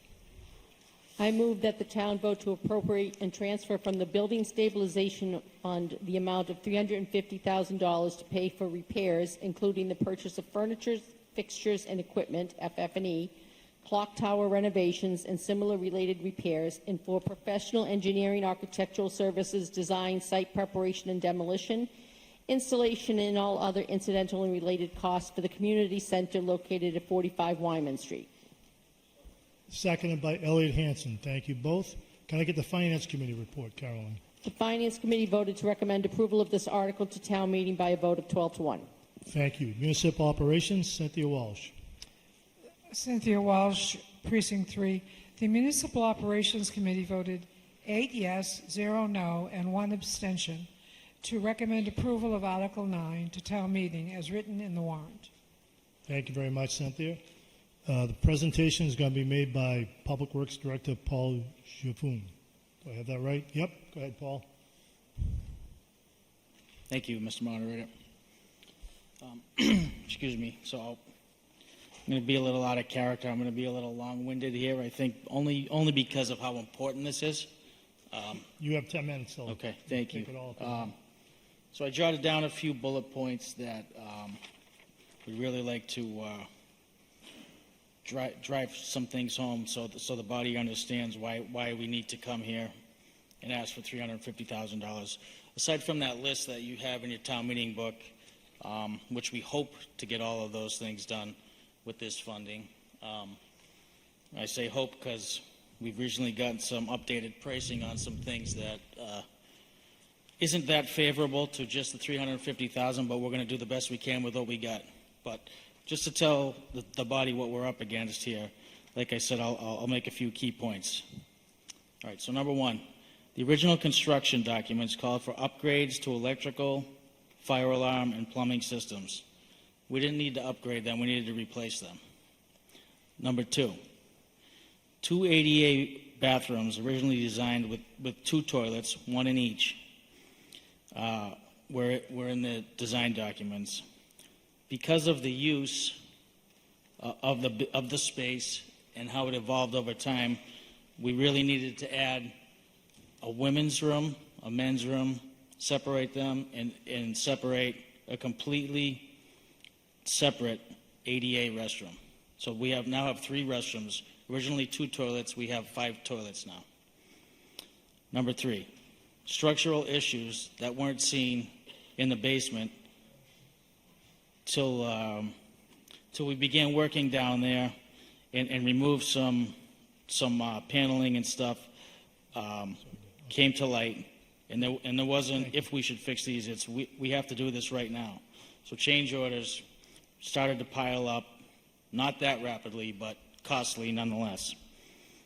Number 4, insulation and moisture barrier improvements unknown until walls were open needed to be addressed. And in response to some recent online posts, I want to reveal to the body that the exterior wall structure was rotted, full of mold, and had a distinct musty odor. In response, the need for dehumidifiers, also not in the original scope, arose and were installed to ensure a completely healthy building. Number 5, structural repointing of the clock tower interior masonry needed to occur, but was not seen prior to any demolition of one of the restrooms of the existing wall finishes. So we had to address that because it was a structural thing again. Number 6. So those are 5 key points of actual work that had to be performed, not if, but when we needed to get it done. And we had to do it yesterday was the answer to that. So, Mr. Moderator, I want to assure the body that we asked members of the Historical Society to inspect the rotted wood before it was disposed of. Further, we restored all of the original doors in the building to their final condition. Finally, we are refinishing the original 3,000-pound safe, which was located in the ticket booth. The safe will be converted into a 50-year time capsule to be sealed next spring. I'd also like to point out that in the year 2020, we received estimates to reconstruct the interior of the building. The estimates exceeded $3.8 million. Should town meeting approve this $350,000 request, we will have accomplished that goal for just over $2.5 million.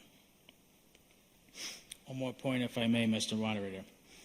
In closing, I want each of you to know that we made every effort to maintain the historic significance of the train station, while at the same time creating a first-class function room in a community center that our Stoughton citizens will enjoy for generations to come.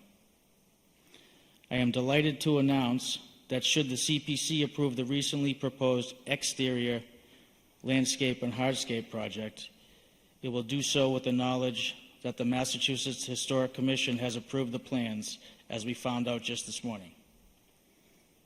I'm happy to answer any questions. Thank you very much, Paul. Thank you. Technical question period.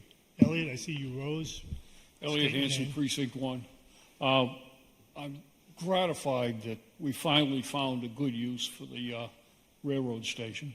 I have one quick question here. On the ceilings or as you climb up the watchtower, clock tower, there was several burnt timbers from when the train derailed and went through the thing.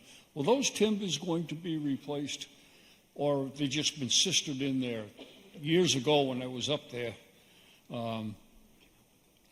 it looked like they were in pretty good shape, even though they were charred. And I'm glad the clock is going to be restored. I made the faces for that quite a while ago. So. Through you, Mr. Moderator, to you, Elliot. We had an engineer come in and test all of the carrying beams throughout the building. The ones in the basement passed with a 98% rating, and we shored up the one beam with a Lally column that didn't. In the roof, that resulted from a fire 1 year after the station opened in the late 1800s. We sistered all of those beams, meaning we ran beams beside them so that we have the structural support we need. Although they passed the engineering tests, we just weren't capable after spending a couple of $1 million in the building, expecting those burnt beams to be reliable. So they've all been sistered. They've all got beams next to them that are brand new. And we're going to keep the pigeons out of the clock tower. We're going to try very hard. Thank you. Thank you both. David Laurie. Thank you, Mr. Moderator. David Lurie, Precinct 6. Yeah, a couple questions. Is there a occupancy allowed? Is there do we have a number of how many folks are allowed in? That's 110, Dave. 110, I appreciate that. And that, if I may, Dave, continue, that's the reason when the original design came out and there were 2 toilets, 2 unisex bathrooms with 1 toilet in each, that we had to tear those plans up and start all over. So we've got 2 in each and then an ADA bathroom. Okay. Appreciate that. Through you, Mr. Moderator. The other question is, a while back I took a tour. I forgot who gave me the tour. Went all the way up to the very top of the clock tower, and then you could see the dome ceiling. Mr. Laurie, what's your question, though? Get This right is to a your question. This is a question. Well, I want to hear the question. You know, I'm just Mr. asking. Moderator, this is a direct I'm not question. debating with you, sir. I promise you it's I a want the direct. question up front. The question is are you going to take off boards that block what was my understanding, and I've never seen it, is stained glass that's up at the very peak of the dome, where this is, maybe it's just folklore tale and it's not there. But I was told that because there's a sunroof, it allows the sun in and it hits the stained glass and it projects a beautiful image on the floor when the sun passes over the railroad depot. Are you planning to take the boards off, or is this just a myth that I have no idea what I'm talking about? But there's boarded up at the very peak of the dome of the main room, the main lobby they call it. There's boards that go different than any of the other boards. And there is a sunroof on the roof. So I'm guessing that sun did come in, but I don't know why. I can answer that. There Sure, was thank you. there was a skylight. There was a replacement skylight that was done a couple years ago. As far as the sun shining into the room, it will not happen because it doesn't line up. What happened was it didn't line up perfectly, and you'd see unfinished wood, and/or the cost was too much because it's a tight budget to try and box everything in and make it fit. It would look very awkward. What was done within this contract is a decorative grill, like you'll see in the rotunda area, we'll call it, that matches very closely. So that's that square box that ran opposite of the ceiling is now that decorative metal grill. Okay, thank you, Paul. I think Eric Coleman was next. Eric Coleman, Precinct 5. Has there been any consideration of opening up the station in the mornings for people to have a warm spot to wait for the train? Through you, Mr. Moderator. Not at this time. This is a building that was built by and for the citizens of Stoughton. There are going to be brand new hardwood floors. If we opened it up for people to use the men's rooms, the ladies' room, then they're going to be tracking rock salt across brand new floors. So there is no plan to open it up for commercial use. There's no plan to open it up for out-of-town events. The price tag to rent it will be very, very low just for the janitorial services and a bartender if you choose. So it'll be affordable for anything. There's no plan right now to open it up for commercial use or for out-of-town use, just for you, the citizens and employees of the town of Stoughton. Thank you. Thank you. Lisa, I think you were next. Lisa Lyons, Precinct 2. So I have two questions.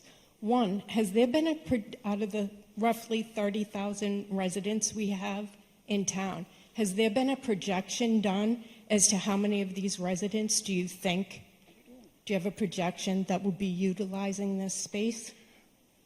Well, no, we didn't take a survey because we had the money. We weren't asking taxpayers for money. We just wanted to get it out of mothballs. Although the rent for that is going to be so low, Lisa, I expect birthday parties, I expect wedding showers, baby showers, weddings for 110 people. What we really tried to do was to maintain to our fullest possible level all of the historic beauty while making it a first-class hall. So it will be the cheapest hall in town to rent. It'll be the most elegant and historic hall in town. So I expect it'll be very full in terms of the booking. We're having our town Christmas party there in January. David's already booked a beautiful event for April, so I expect it to fill up very rapidly. This is an article asking us to use taxpayer dollars for this project, correct? Of course it is, yes. That's Okay. why we're here, I Lisa. just thought you Yes. said this I was think that's already pretty paid obvious. for. But we're voting to spend even more taxpayer dollars on this.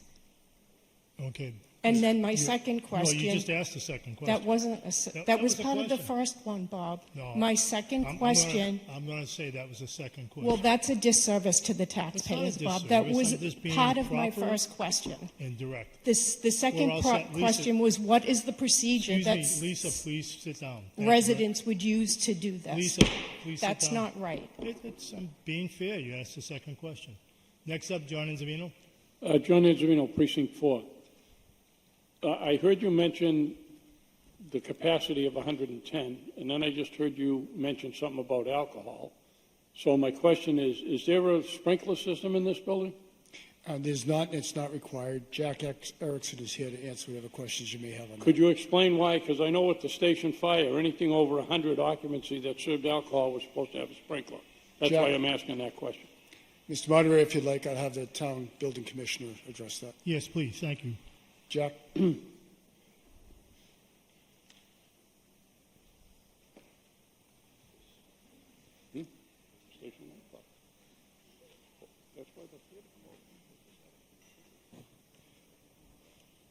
sorry, what was the question again?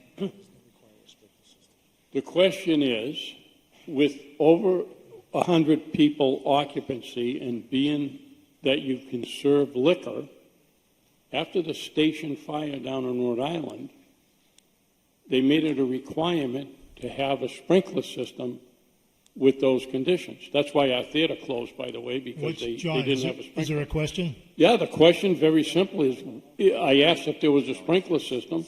The answer was no, and he called him down to explain why we didn't need it. Right. So you're correct. as far as the 100, once the use changes, then a lot of different things come into effect.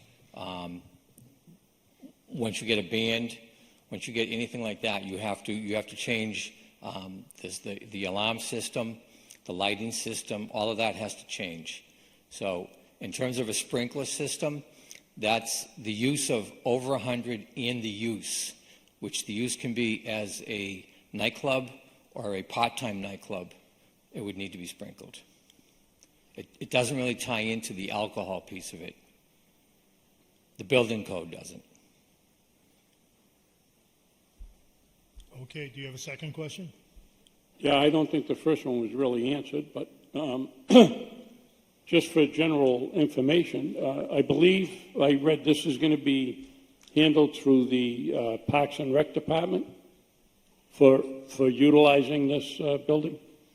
Is that correct? Mr. Moderator? Yes, go ahead, sir. We're just working through those details now, John.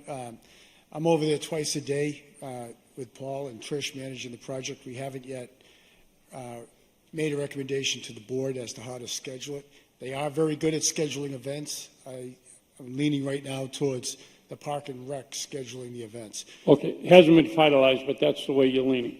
Yes, sir. Okay, thank you very much. Okay, thank you both. Ed DeFelice, you're next. Ed DeFelice, Precinct 6. I had a question. We've talked about the historic significance of the building. What I noticed under the portico, you've got the electric service on that wall, outside wall. That's one question. Why is the electric service on that side of the building? No, I'm saying if we're supposed to, if it's under the Federal Register, all the exterior has to be the same, as it was. So what I'm thinking is, I would have another spot, away from that wall to put that, because it takes away a lot from. The other question is. So if I may answer that question, Thank you. I'm not an architect myself, but we hired a very competent architectural firm who worked with the Mass Historical Society on all of the interior, and checked with them as well on the location of the service box on the exterior. And as Paul indicated today, that box is in the exterior hardscape plan. That was also signed off by the Mass Historical Commission. So I'm not sure of the why to your question. I am certain that it was approved by the people in the know. So my other question was, on the other side of the building, the side facing the parking lot. Yes. On the right-hand side, there's two big Condensers. trucks. Condensers? Yes. And there again, and these things are big, Right. each one. And we put that on the exterior wall of a stone building that was built so many years ago? Yeah, there was already an opening there. That was an area to receive cargo from the trains. Didn't have to break any stone away, and there'll be ballards around that so nobody can walk into them. That's the meat, the heart and soul of your heating system. Well, I realize that, but visually, I don't think it makes They sense. have to go outside, if I may, Mr. Moderator. They can't go in the basement, they can't go inside, because it's a very sophisticated heat pump. It's got to grab the air from the outside, circulate it, and then discharge back out to the air. It has to be outside. No, I know that. Mr. DeFelice, you asked a couple of questions. You're all set. Yeah, my suggestion would be if that were No around the suggestions, corner so Mr. that people don't see it. Mr. DeFelice, thank you very much for the questions. Anybody else? Who is? Marina, please identify yourself. Marina Ryans, Precinct 7. So as I understand, this community room, functional room building is not being used on an everyday basis, just for special occasions. So my question is, for a little over 100 people capacity, why 5 restrooms? It makes sense to have 3. I'm sorry, your question The is? question is that why would you build 5 restrooms in the community, in the building that only over 100 capacity, over 100 people? It makes sense to. to Sure. only have three? There are 3 restrooms, ma'am. There's 2 toilets in the ladies' room, two toilets in the men's room, and 1 toilet in the ADA bathroom. There are 5 toilets, 3 bathrooms. So you're building additional? We needed to. What was in the building before for 30 years that it sat shuttered, there were 2 bathrooms with 1 toilet in each bathroom. So I'm looking, I think you asked 2 questions there. Thank you very much. All right, next up, I believe you're next. Please identify yourself. Sandra Souza, Sandra. Precinct 1. I'm very excited about this project, by the way. So my question is very simple. There's a mention of the bench salvage in here, and when I first moved to Stoughton, I peeked in those windows and saw the benches. Are those benches going to be able to be salvaged and used somehow? Yes, absolutely. We took them out of the building. They're stored in the armory right now. And we can decide what to do with them at a later time. I don't want them to just rot in the armory. Maybe we can sell them. Maybe we can raffle them. Maybe we can give them away. But They there's can't not, go back into There's not the- a place in the building. There's all new furniture going in. Oh, okay. I was hoping they were going to go back. Thank you. All right, thank you. Okay, thank you both.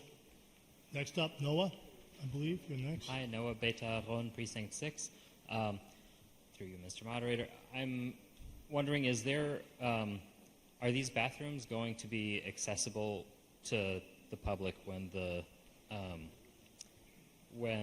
it's not serving as a function hall? As of right now, no, they will not be. Again, haven't been for 30 years. Remember that during the wintertime, people would have to kind of walk through the building on brand new hardwood floors. I find that to be a very quick way to make the building old quickly. It was really a passion for the 3 of us, myself, Trish, and Paul, to build something for you, the citizens, that you could walk in and feel the history, feel the warmth of the fireplace, see the beauty, and enjoy a very high-end experience at this hall.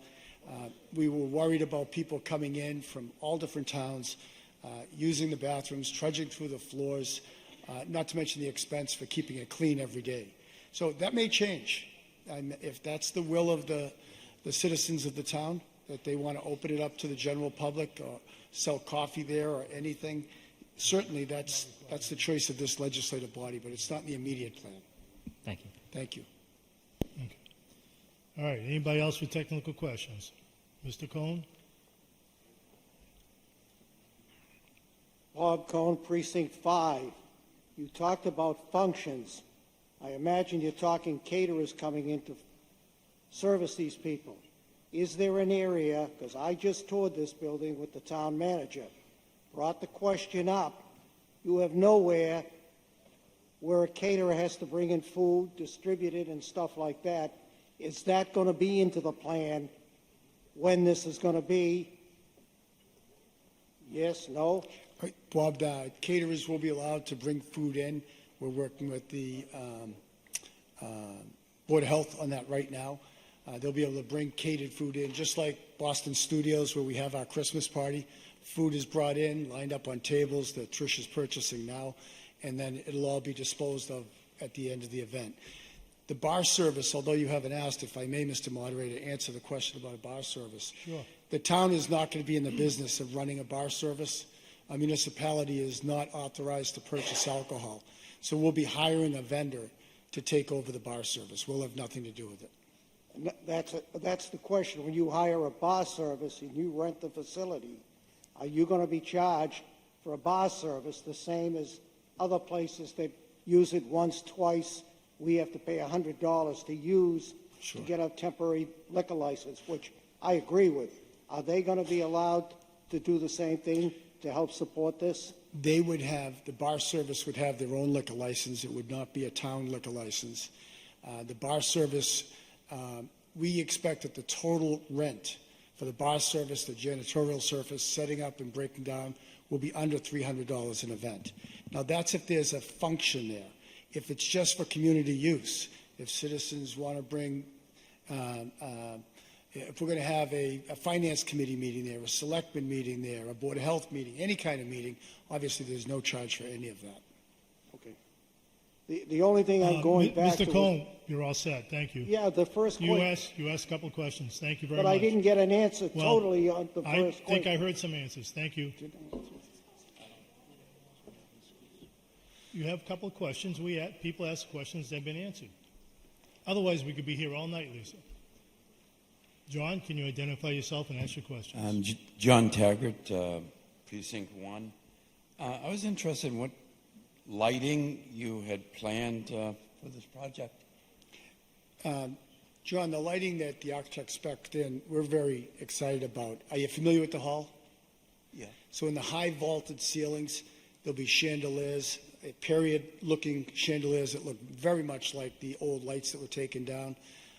The closest you can get to them, that'll come down about 10 feet from the top of the vaulted ceilings.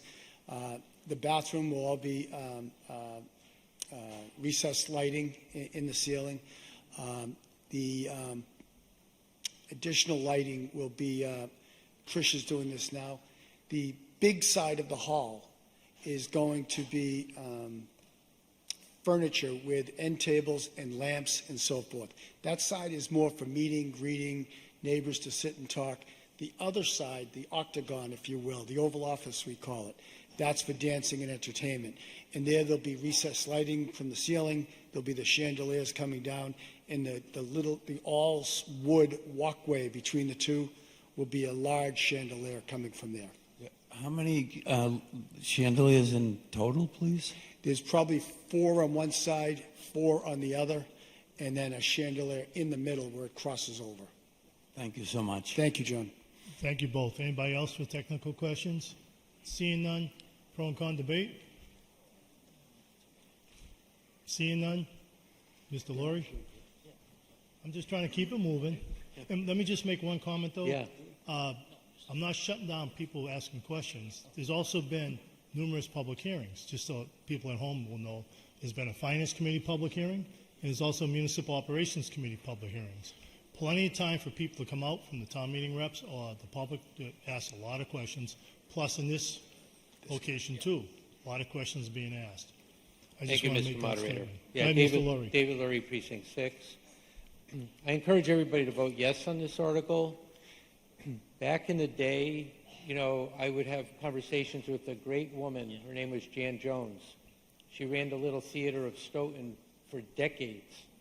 And she saw promise in this space. And at the same time, the town was looking for a programming idea for that space so that investment would follow. Because if you don't have programming ideas, buildings just languish and they just go to rot. So she had the vision of knowing how to turn a space into a theater, and I have a plan with taking her ideas forward after she passed away just several months ago to see it turn into a reality. I encourage everybody to just recognize, not just for theater, because there's so many wonderful ideas. We don't hear enough about the theater ideas, but they're great ideas. The programming is what drives investment, and you should keep moving money into a gem like this because it has programming ideas. It's not going to be some museum piece where you have to be roped off and just being able to say, oh, isn't that beautiful? It's this old artifact in town. It's actually a space that's not just an artifact, but it's a usable space. So I encourage everybody to vote yes. Thank you, Dave. Anybody else pro and con debate? Seeing none, I believe we're ready to vote. This simple majority. Please vote now, 1, 2, or 3.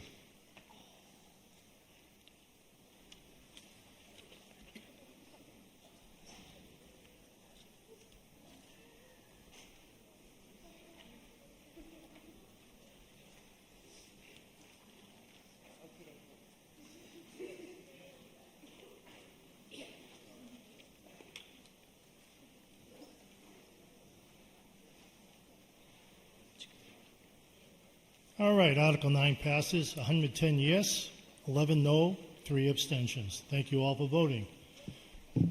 Next up is Article 10, repairs for ADA compliance to town buildings. On this article, I'm going to step down, recuse myself on this article and the next one after that. On Article 10, my wife is on the committee, the Disabilities Commission, so I'm going to step aside for this and let the deputy moderator handle this one and the one after this. Thank you.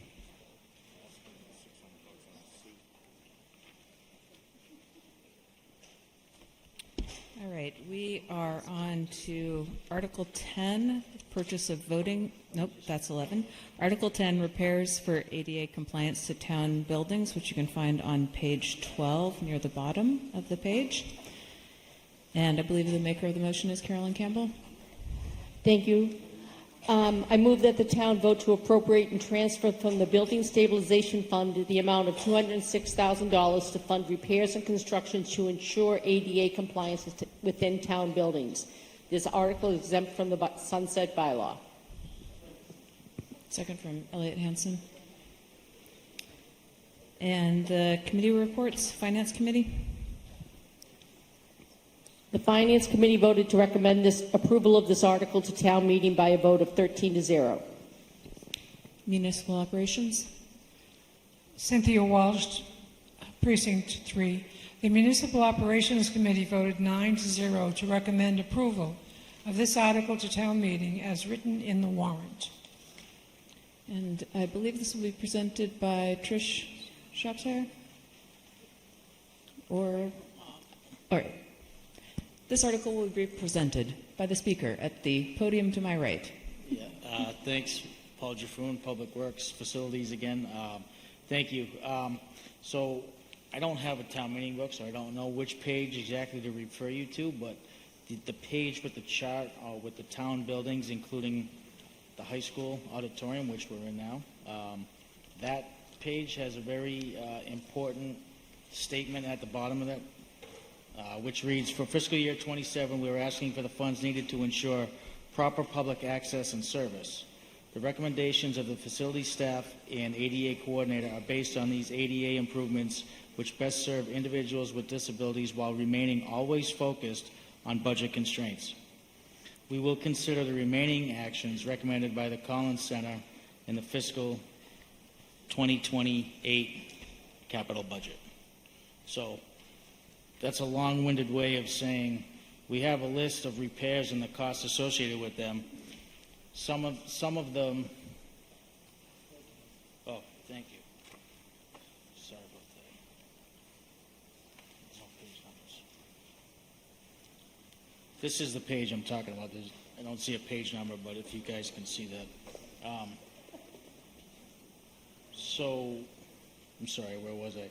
So all of the items listed in this report are important, of course. Some of them are a little, for lack of a better word, trivial. Some things like a threshold is a 1/4 inch too high, or a paper towel holder is 2 inches to the left of where it should be, things like that. So that's stuff we're going to take care of in-house, that we certainly can do that with our own skilled people. Some of it with unskilled people, actually. So we're not going to ask the town meeting for money to do those ancillary things. So that's why you see the discrepancy in the cost estimate. Do we have any technical questions?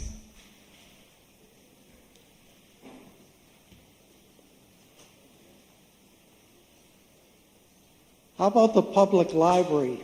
Can you identify yourself, please, sir? My name is Robert Cohn for Precinct 5. Do people know that there's no generator in the public library? Lights go out. You have emergencies to get you to the door. But my opinion is there should have been a generator put in there. Is this relative to this article? Is that a component of this? Certainly is. The lack of a generator was not listed in the report, but I appreciate Mr. Cohn being an advocate for a generator for the capital plan upcoming, certainly.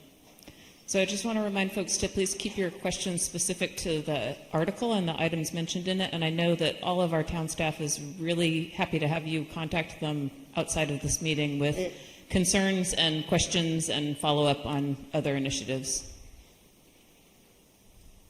Mr. Murphy. Peter Murphy, Precinct 2. You have, on the bottom of this article, exempt from the sunset clause. My question is, how long do you anticipate all these corrections to take? That's a good question. So, some of these items include things like repaving, regrading of parking areas, restriping, things like that. So again, like say a parking lot would be to one of these buildings would be on a capital plan 4 years from now. Well, that's outside the sunset clause. So that's why we added that language. To kind of cap on that, wouldn't you include that painting to be done when the paving was done? Yes, but if the paving wasn't to be done within the next 4 years, then that would be longer than the sunset clause is good for. Thank you. Steve Wilkinson, Precinct 4. A number of these buildings were either built within the last few years or renovated within the last few years. I'm wondering why these requirements weren't incorporated into the buildings at that time.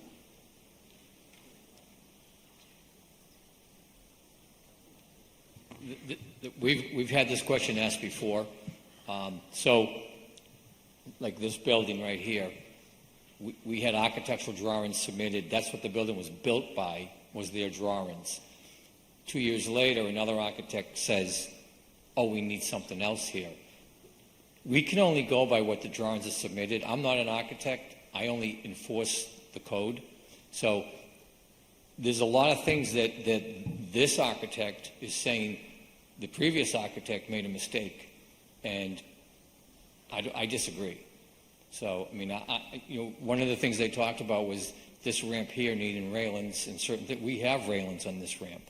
So you got two different people coming up with two different ideas.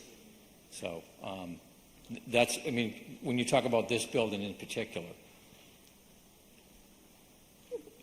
Do we have a way going forward to be sure we're not going to have to be constantly retrofitting buildings? You know, Well, do we have a way to look and say, okay, if we're going to put in, say, a new elementary school, that all the requirements of ADA are part of that construction rather than having to go in a few years later and retrofit it? So Charlotte put it perfectly in the last meeting that the ADA is a living document. It started in 1990, but it's constantly being revised. So something could happen. We could build that school, in 3 years from now there could be something that's required under that new ADA. So you can just deal with it as it comes along. Thank you. Hi, Lester Davis, Precinct 3. In reference to this building and all, I was led when we financed this building and all that there was a bond and everything else to correct any problems that we had when building. I know ADA is another issue of it, but is that bond still available, or what happened to that money that was solely put aside? I'm not the money guy. I'm your building commissioner. So. I hear that. Is there someone that can answer that? Ms. Linsky, do you have an answer to that?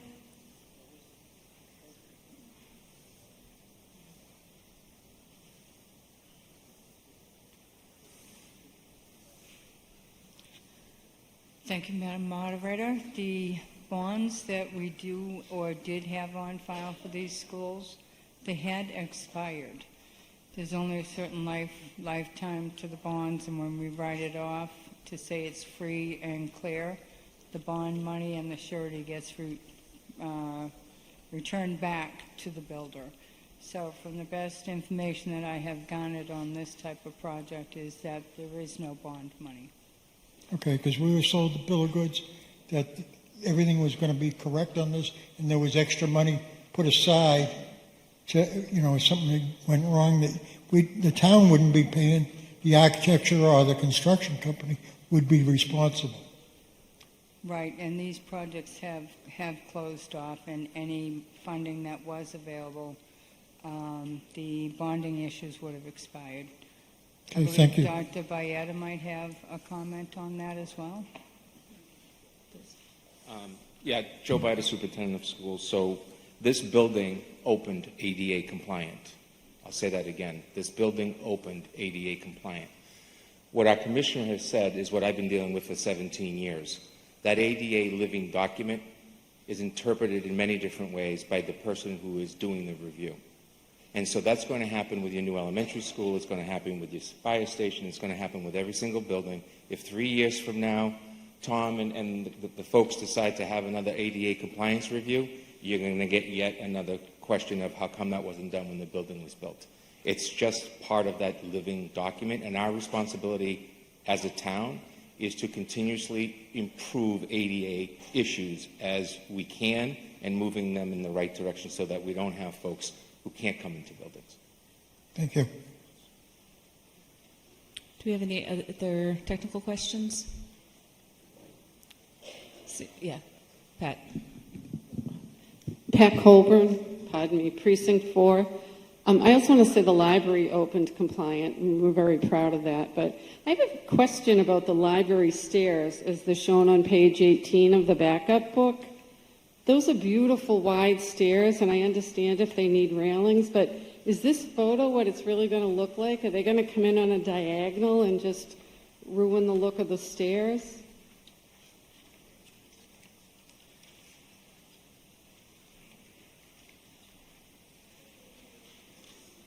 Page 18.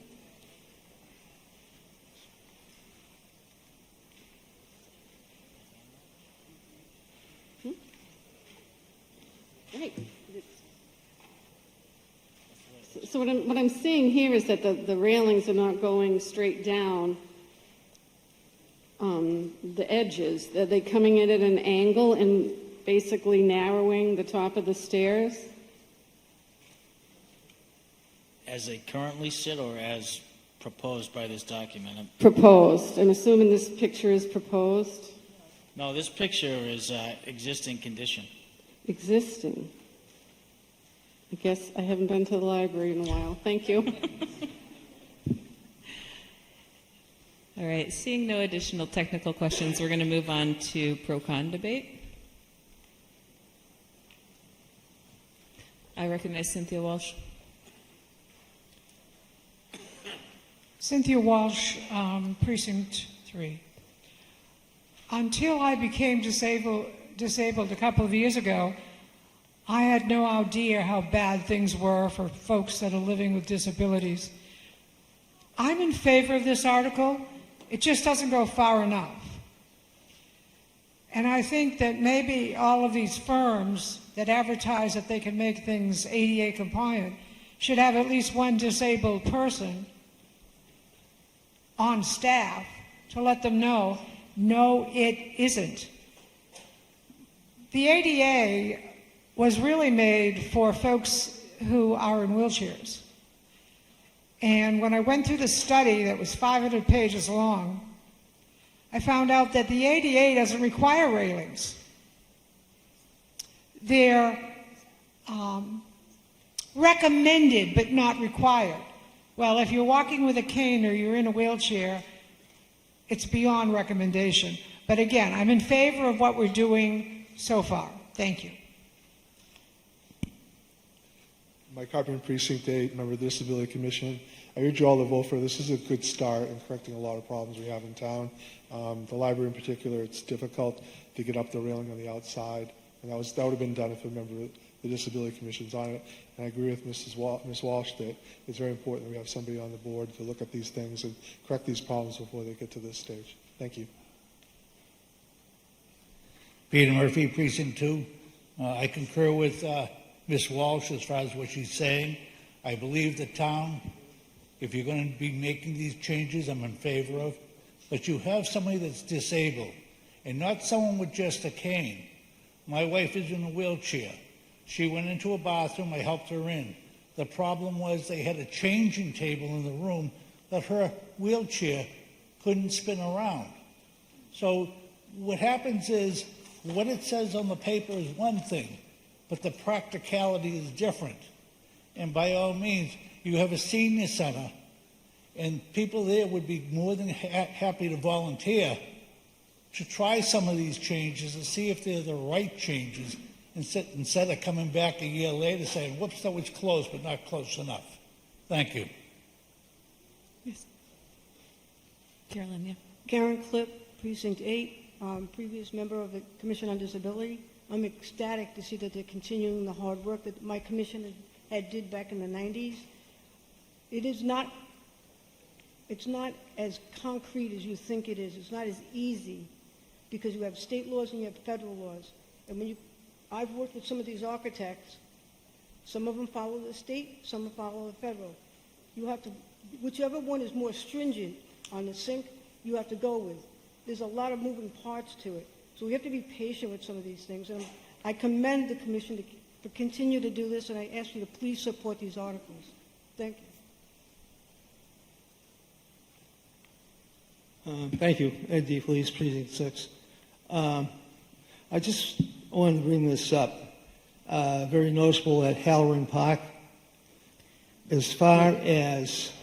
Is this specific to this article? Or is this an additional comment and feedback to give? I don't know.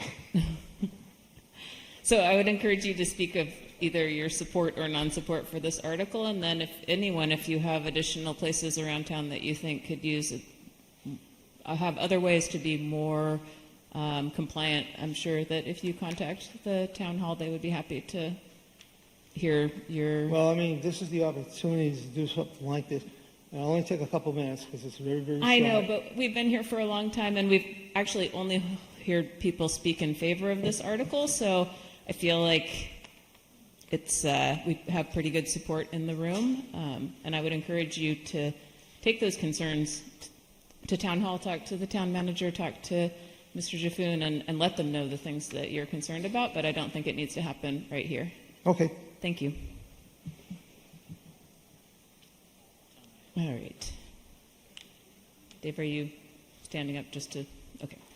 All right. Seeing no one else with the microphones, I think we are finished with pro-con debate. The presenter, would you like to provide a brief summary? I'm Charlotte Mullen. I'm the chair of the Disabilities Commission.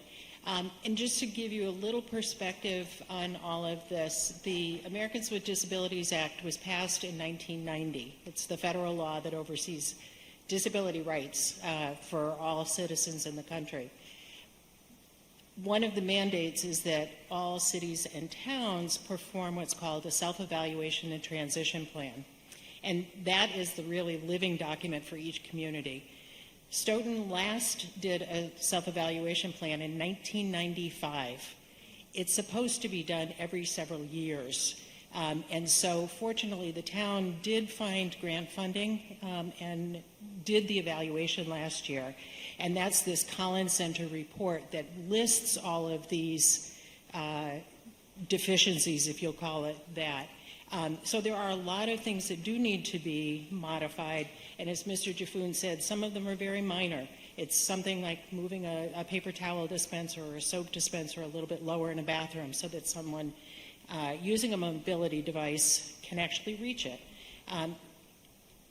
Some of it is, as Ms. Walsh has pointed out, universal accessibility. You break your leg, you're on crutches. Getting up and down stairs may be a challenge, but if there's a ramp on the building, you're going to be able to access it. So what the town is proactively doing is now taking the things that we need to correct and working forward. So the Disabilities Commission is fully in support of this article, and we hope you are too. All right, we are going to move to voting. Remember, all right, voting is now open, so please press 1 for yes, 2 for no, or 3 to abstain. Please vote now.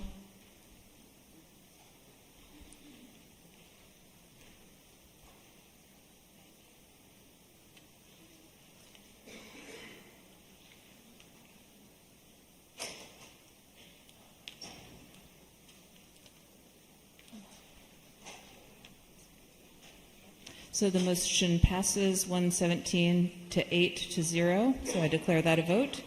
And we are moving on to Article 11, which is purchase of voting machines. You can find that near the top of page 13. And I believe that motion will be made by Carolyn Campbell. Thank you. I move that the town vote to appropriate and transfer from project 01751 A27D ATM 514 to project 10722 the amount of $34,000 to complete the purchase of voting machines. Do we have a second? I heard someone, but I saw Eric's hand. Eric Coleman. All right. Committee reports. Finance Committee. The Finance Committee voted to recommend approval of this article to town meeting by a vote of 10 to 1 to 3. And Municipal Operations. The Municipal Operations Committee voted 9-0 to recommend approval of this article to town meeting as written in the warrant. And I believe this will be presented by Town Clerk Reggie Kowalczykowski. Hi, so the town previously purchased 8 voting machines, and this article will add 5, which will cover our sub-precincts, which weren't previously bought, and it will just bring us into compliance with the elections law. All right. Do we have any technical questions?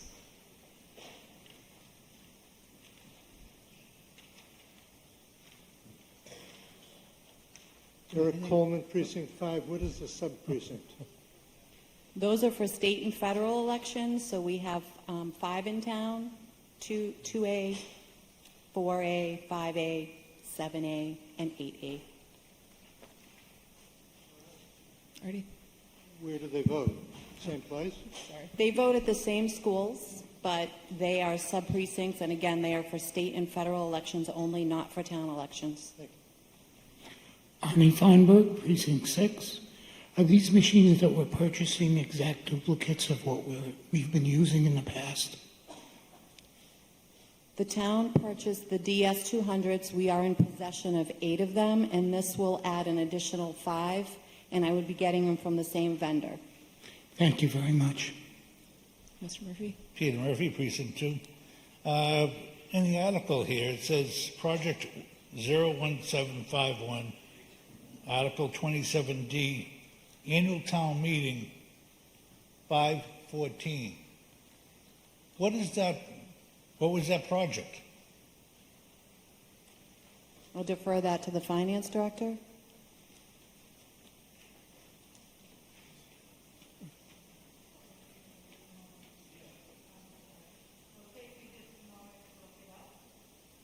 Okay. I'm going to ask if there's anyone else who has a technical question that might be able to be answered while that is being looked up. We'll hold with you, Peter. We'll be right back. Yes, Lisa. So Lisa, Precinct 2, Lisa Lyons, Precinct 2.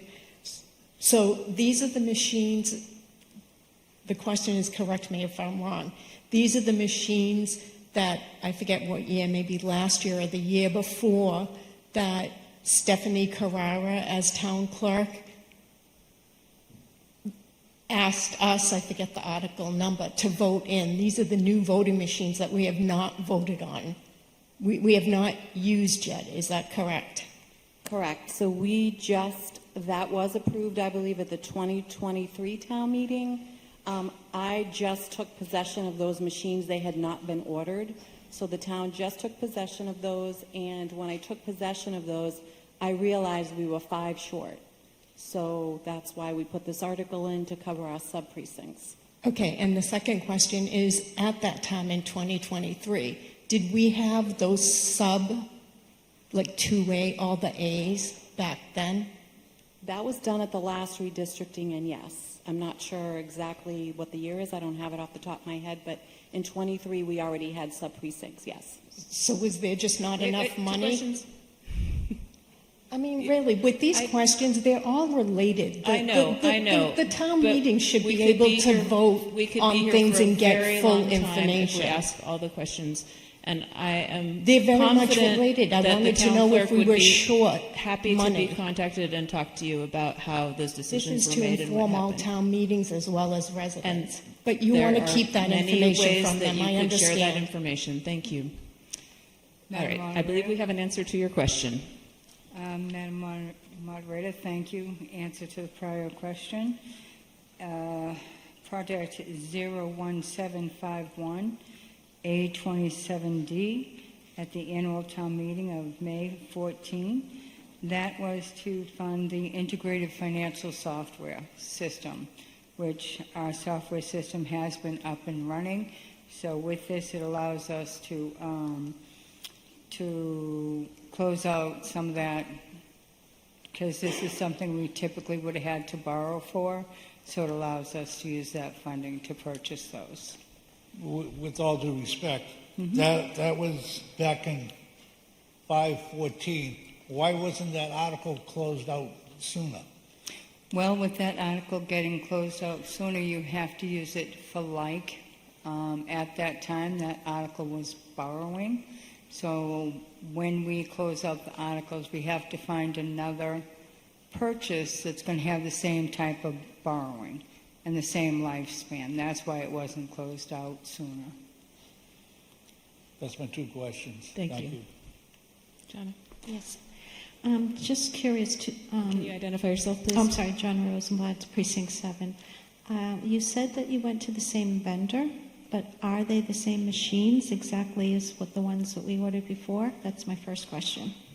Exact same machines. Thank you. And I'm confused. Can you clarify, how do you order 8 when you really needed 13 and it wasn't caught or anything? It just doesn't make sense to me. Can you elaborate on that? It wasn't my purchase, so I really don't have an explanation. Thank you. Sandra? Sandra Souza, Precinct 1. I would actually like to ask the question that Lisa ran out of questions for. So we needed 13, but we only ordered 8. So we did have those sub-precincts back at that time, the other 5. We did, and I can get back to you tomorrow with an exact date, but in 23, the town already, I believe it might have been in 2020 that we redistricted, and the sub-precincts became available. So basically, if you're in 4, one part of 4 votes for one state rep and 4A votes for another. So the state split the precincts. So when you vote at the tabulators, a 4 ballot is not the same as a 4A ballot. So the machines will only read their ballot. So my second question would be, if we didn't get these 5 machines, is it possible for the town to vote with 8 of one and 5 of another? 2 different machines. I wouldn't do 2 different machines because that would be a tabulation nightmare at the end of the night. So that's why we decided to go with the DS200s, which were previously purchased, and we just asked the vendor if we could purchase 5 additional. So they're going to be identical. All the same. So no changes, and they'd be interchangeable. Thank you. All right. Seeing no one at the microphones or waving at me, I think that we are done with technical questions and moving on to pro-con debate.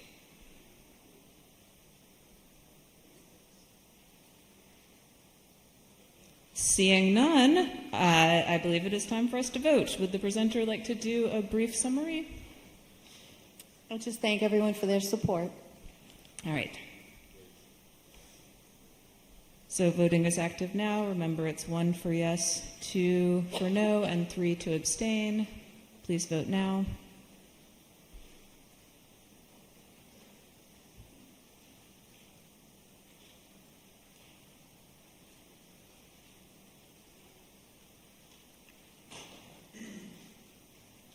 And the vote is 111 yes, 12 no, and 3 abstentions. So the motion passes, and I declare that a vote. And I believe that your regularly scheduled moderator is returning to the podium.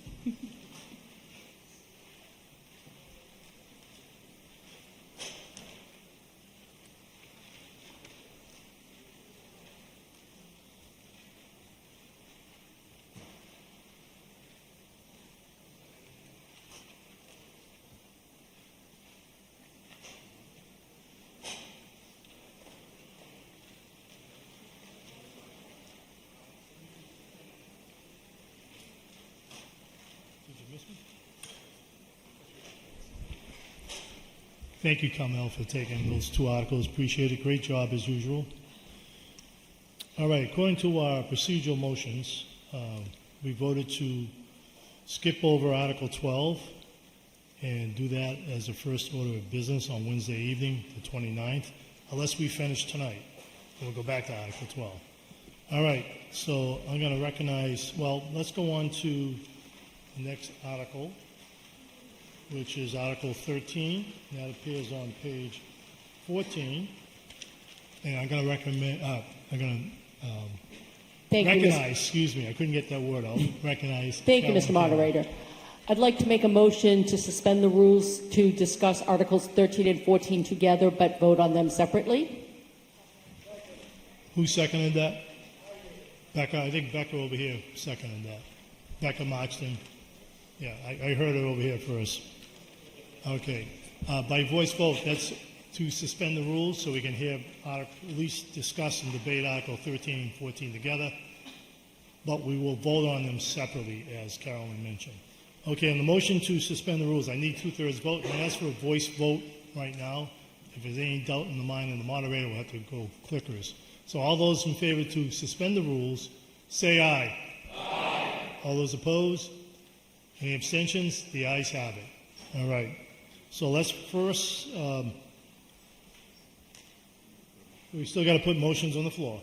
So Article 13, let me just see, let me put my spectacles on here. Deborah Roberts, could you put forth Article 13, the motion? Yes, I move that the town take, accept as a gift, or otherwise acquire the parcels of land known as Fannell Drive and parcels identified in the assessor's records as lots 076-007, 076-008, and 076-009, owned by DAD DAD LLC, and further authorize the Select Board to enter into and all agreements necessary to effectuate said acquisition, and further amend Article 1 of February 3rd, 2025 town meeting, open parentheses, the South Elementary School appropriation vote, close parentheses, to include said parcels, lots 076-007, 076-008, and 076-009 within said project. Thank you, Deborah. Is there a second? Carolyn Campbell seconded that. Okay, can I get the Finance Committee report, please? What's, Mr. Laurie, what's your point of order? David Laurie, Precinct 6. I believe there's another phrase, isn't there? Or take any other action relative thereto? I don't see that in there. Do you see that? That's in the motion, isn't it? That's not in the motion. I saw it in the motion. Nope. All right, let's go back to Finance Committee report, please. The Finance Committee voted to recommend approval of this article to town meeting by a vote of 14-0.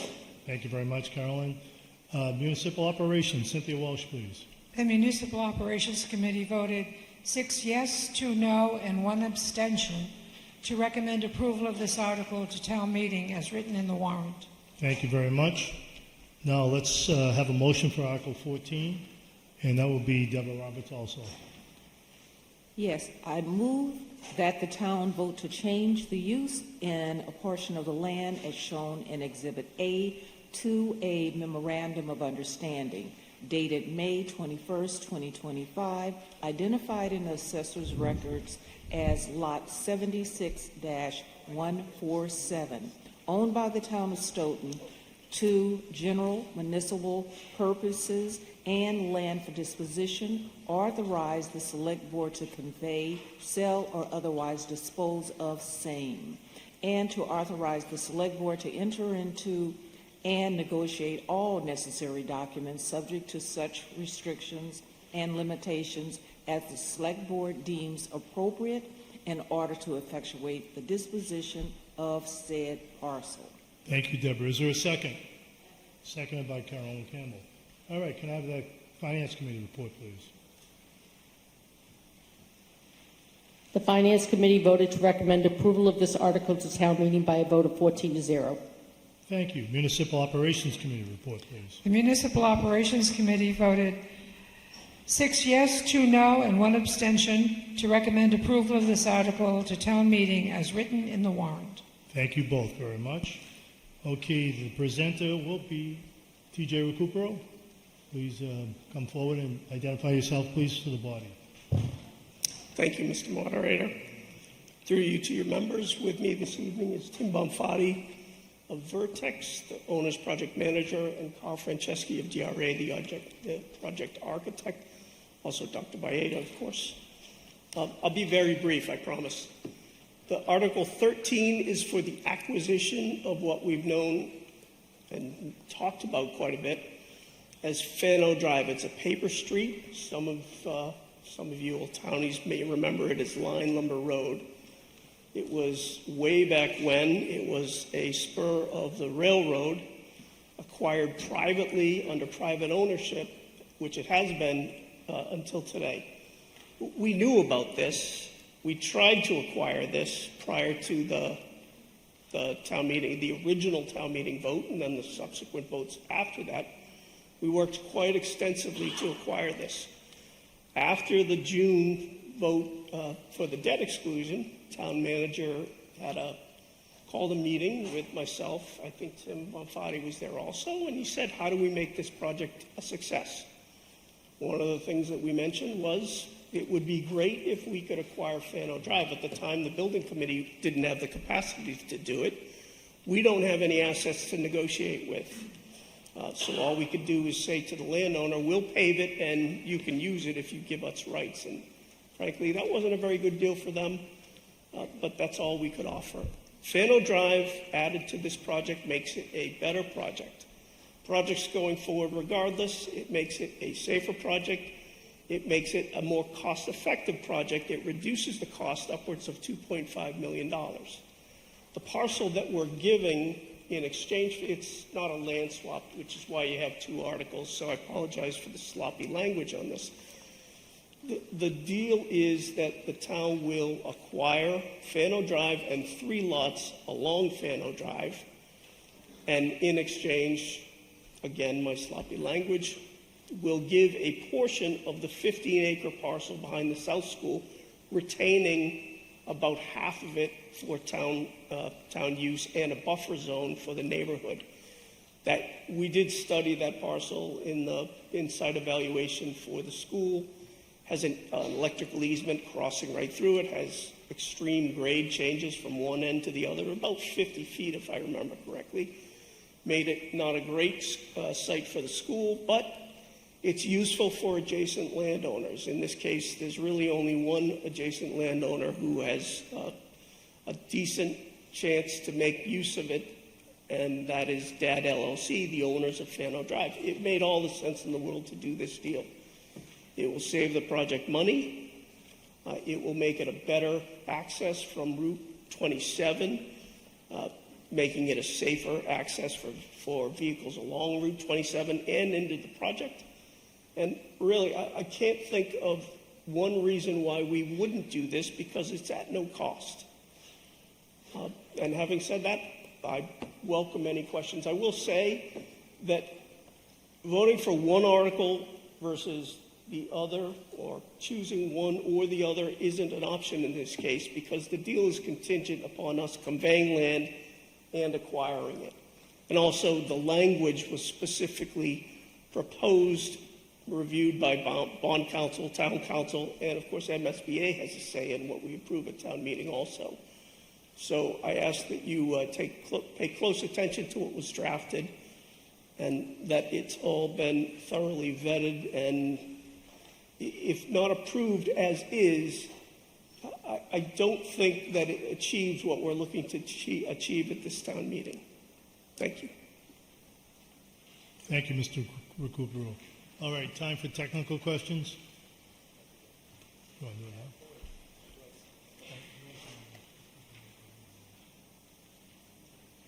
Anytime. Well, Lisa's up first. You can be up next. I'll defer. Eric Coleman was up next, then after Lisa. Go ahead, Eric. Identify yourself. Eric Coleman, Precinct 5, and the backup book, there's no page number, so I can't tell you where to look. But I see something that might be the school, 076021. Is that the new school? Can anybody answer that? That's over here. What page? There's no page number? No page numbers. It's unfortunate. You want me to come down? I don't know if we can answer that. I don't have that. But Oh, you don't have that book? somebody else does, I think. Okay, just bear with us for a minute. Thank you, Eric, for bringing that thanks, down. sir.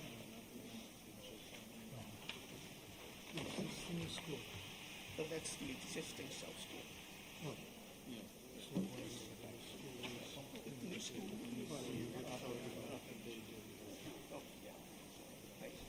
Okay, could we get an answer to that? There was a, TJ, were you able to answer that? Yes, he's going to, if he could explain, You're going to want him to explain it? because I don't have the book, but he asked where the new school, Yeah. sorry. He asked, he was pointing to a building on the map that's in the support materials. The building he was pointing to is the existing South School. My And question not was the new answered. school. Thank you. Okay, thank you. Sure. All right, I guess we're good on that. All right, thank you, Eric. Okay, Mr. Lewis. Yeah, David Lurie, Precinct 6. Thank you, Mr. Moderator. I have an amended motion that's on, that was submitted. Right. According to you at the beginning and opening of this meeting, you said that after the motion was made on the main motion, that's when you take up the amended motion. Yeah, if you Is make that the- still Yeah, if you want to accurate? make the amended motion, go ahead. I'd like to do that. All All right. right. So, Let me just see if we can put it on the screen first. This is David Lurie's amended motion. On Article 13, right? Article 13. Okay.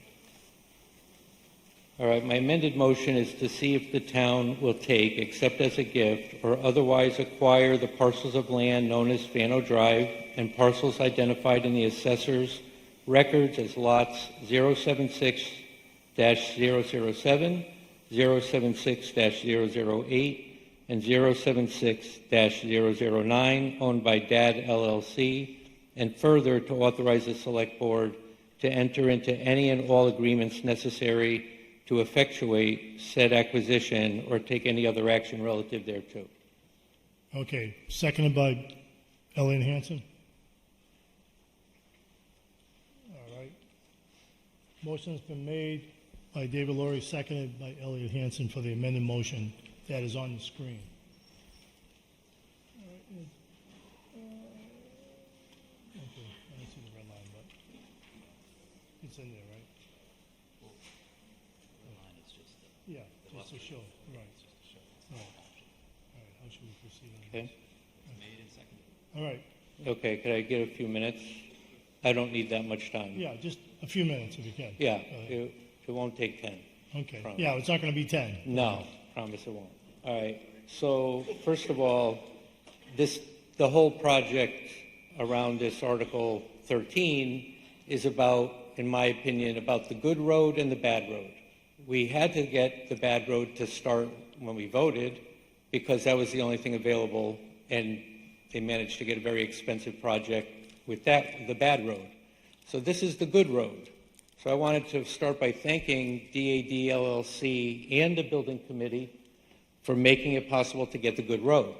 So I just want to make sure everybody's clear. I'm in favor of the change of from where it was on Haynes Road over to Fano Drive. It's a very good idea. The problem that I have is two things. I want to fix two things by striking and further to amend Article 1 of the February 3rd, 2025 town meeting, the South Elementary School appropriation vote, to include said parcels, the same lots, or take any other action there too, because it has two problems. First is that when you put that language in, it puts a dollar number on the project. When you just do the exchange that was described, there is no cost. It's a zero cost exchange, land for land. When you put the vote from town meeting, all of a sudden it has a value to it. Now, I kind of joke, my kids tell me about there's this thing called guy math, where, if you get approval to spend $30,000, but it only costs you $10,000, then it must be free. But we all know $10,000 is still $10,000. So there's no value outlined in this article, but it's there. There's a cost.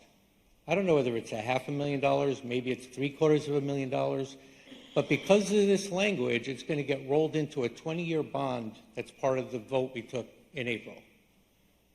Strike this language, vote yes to do that, we get the exchanged land.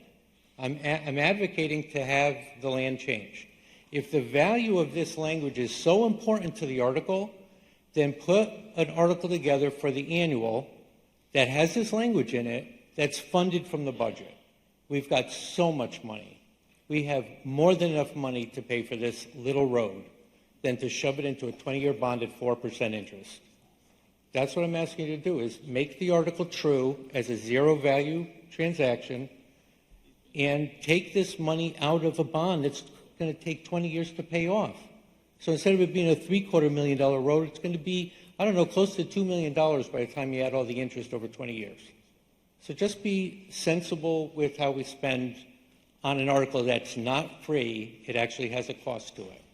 That's all I have to say. Thank you. Thank you, Mr. Lurie. Does anybody want to respond to that, since we're kind of discussing the whole? None of that was correct. This article has no cost to it. All this language does, it allows the land to be used for the project. If you approve this motion, the article that you say is a good idea suddenly becomes a bad idea because we can't use the land for the project, because the article from February of 2025 specifically identified the parcels in the project now. What we want to do is add other lands into the project right now so that those will be encompassed in that original appropriation. So to take that language out, amending that appropriation, that vote of February 2025, sure, we can acquire that parcel, and sure, we can convey the other parcel. We just won't be able to use it for the school. That's the point. Okay, thank you. All right. Since we have an amended motion on the floor, I'm going to take some questions. Do we have some technical questions? Well, I have Identify yourself, please. yeah, as soon as we get the mic working. Okay, I think you're working. So Lisa Lyons, Precinct 2 again. So this is a point of order in terms of which are we discussing, or can we discuss each of the motions as a unit so we can all be clear about what we're talking about? Well, right now, the amended motion's on the floor. That's what we're discussing. Okay, but I Mr. know- Recupero just addressed as part of the amended motion why the piece needs to be in there or not. So my question is going to relate to what he just said. Let me ask town council for more. Just ask the question. Yeah, ask the question. Oh, okay. So my question is earlier we heard on earlier articles that there's change orders associated with these articles. So while I heard Mr. Recupero say, this is for the clarification, that the reason he's saying the Article 1 language from the previous vote that passed this in back in February 2025, was that it needed to include the lots.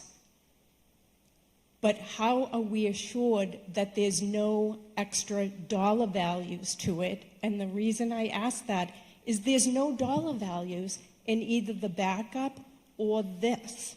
With relation to the parcels, the project, how you said we were saving $2.5 million if we were to acquire Fano over the prior presentation.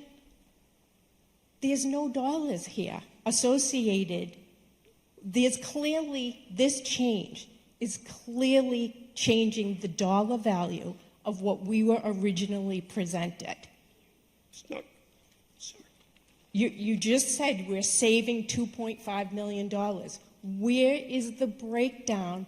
And I'm assuming some of that has to do with the bridges aren't required. So my problem is that we're saying it's a zero cost when in fact dollars are changing. And that's what I'm looking for clarification on. It's a matter of being fully transparent and getting the complete information. Okay, let him respond. Sure. Being fully transparent in this case means telling you what we're saving by doing this land transfer. The project is the project. It's going forward at the dollar amount that was appropriated. All Articles 13 and 14 do is convey land and acquire land. That's all they do. We get to use those with the project, and what I said was, by doing that, we will recognize approximately $2.5 million, and hopefully more, but approximately $2.5 million in savings on the project costs that this town meeting approved. So if you approve Articles 13 and 14 as presented and not as amended, we can use that land in the project. If you approve the amendment, whether we can use that land in the project and realize that savings is now not as clear. The point of that language is to be clear about it.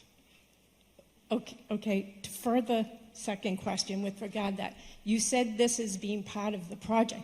This is a road, Fano Drive, that was not going to be included in the original project.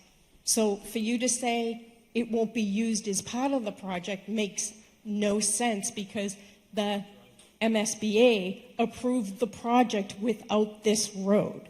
So again, that doesn't ring true to me. It's not a road, it's a driveway. And we are removing quite a bit of pavement and 2 bridges. That's the savings. By removing 2 bridges, a significant amount of impervious surface and roadway to access the emergency egress primarily to Haynes Road, we realize quite a bit of savings. That savings now is what I'm referring to. Doesn't change the project, doesn't change the project scope at all. What it does is it adds land and allows us to realize savings in design. But it's not a roadway, it's a driveway. If the town wants to make it a roadway at a future excuse time. me, with all due respect, I'm addressing the language here that we're talking about is the Article 1. That's the language. That's a land acquisition article. Lisa, you asked us 2 questions. Let me just Well, move. I'm just saying he's not answering the question. Okay, but thank you very much. Let me just give other people opportunity. Janice, I think you were next. Thank you, and thank you, Mr. Recupero, for all your work. My questions are actually, if I might, Mr. Moderator, through you to Town Council. Could you identify yourself first? I'm sorry. Janice Schneider, Precinct 6, sorry. Through you to Town Council, if I may. Sure, go ahead. Can you add some clarity to this? I hear a land-for-land exchange. I hear $2.5 million, which I get land-for-land exchange. Can you add some clarity so we understand it a little better, please? Mr. Moderator, through you to the Yes, the go right speaker. ahead. I will attempt to do so. So I was part of this conversation, the genesis of these 2 articles. The issue that this language addresses was an issue that was raised by bond counsel. Bond counsel specifically requested that we include this language because the original article approving this project identified a project site. That project site did not include these parcels. So the project is proposed now to be amended. But in order to fit those 2 puzzle pieces together, bond counsel required that we add this language so that the project site is now coextensive with the land under our control, these new parcels, if town meeting approves this. So that's the only change here, is to make these parcels part of the project site. There's nothing in Article 13 or nothing in Article 14 that affects the financial components of what town meeting approved. It's just the land and what's going to be included in the project site and nothing else. So that's the difference. That's the key difference. And that was requested by bond counsel. It was a requirement that was requested of us. And I believe it was already vetted with the MSBA as well. So this language as proposed originally and printed in the warrant was the language that was vetted through bond counsel, my office, the project team, and the MSBA. May I ask my second question? Thank you. Yes, go ahead. My second question, through you, Mr. Moderator, is to our finance team. And my question is this. There's $0 cost on both of these articles. Are you satisfied that this is genuinely zero?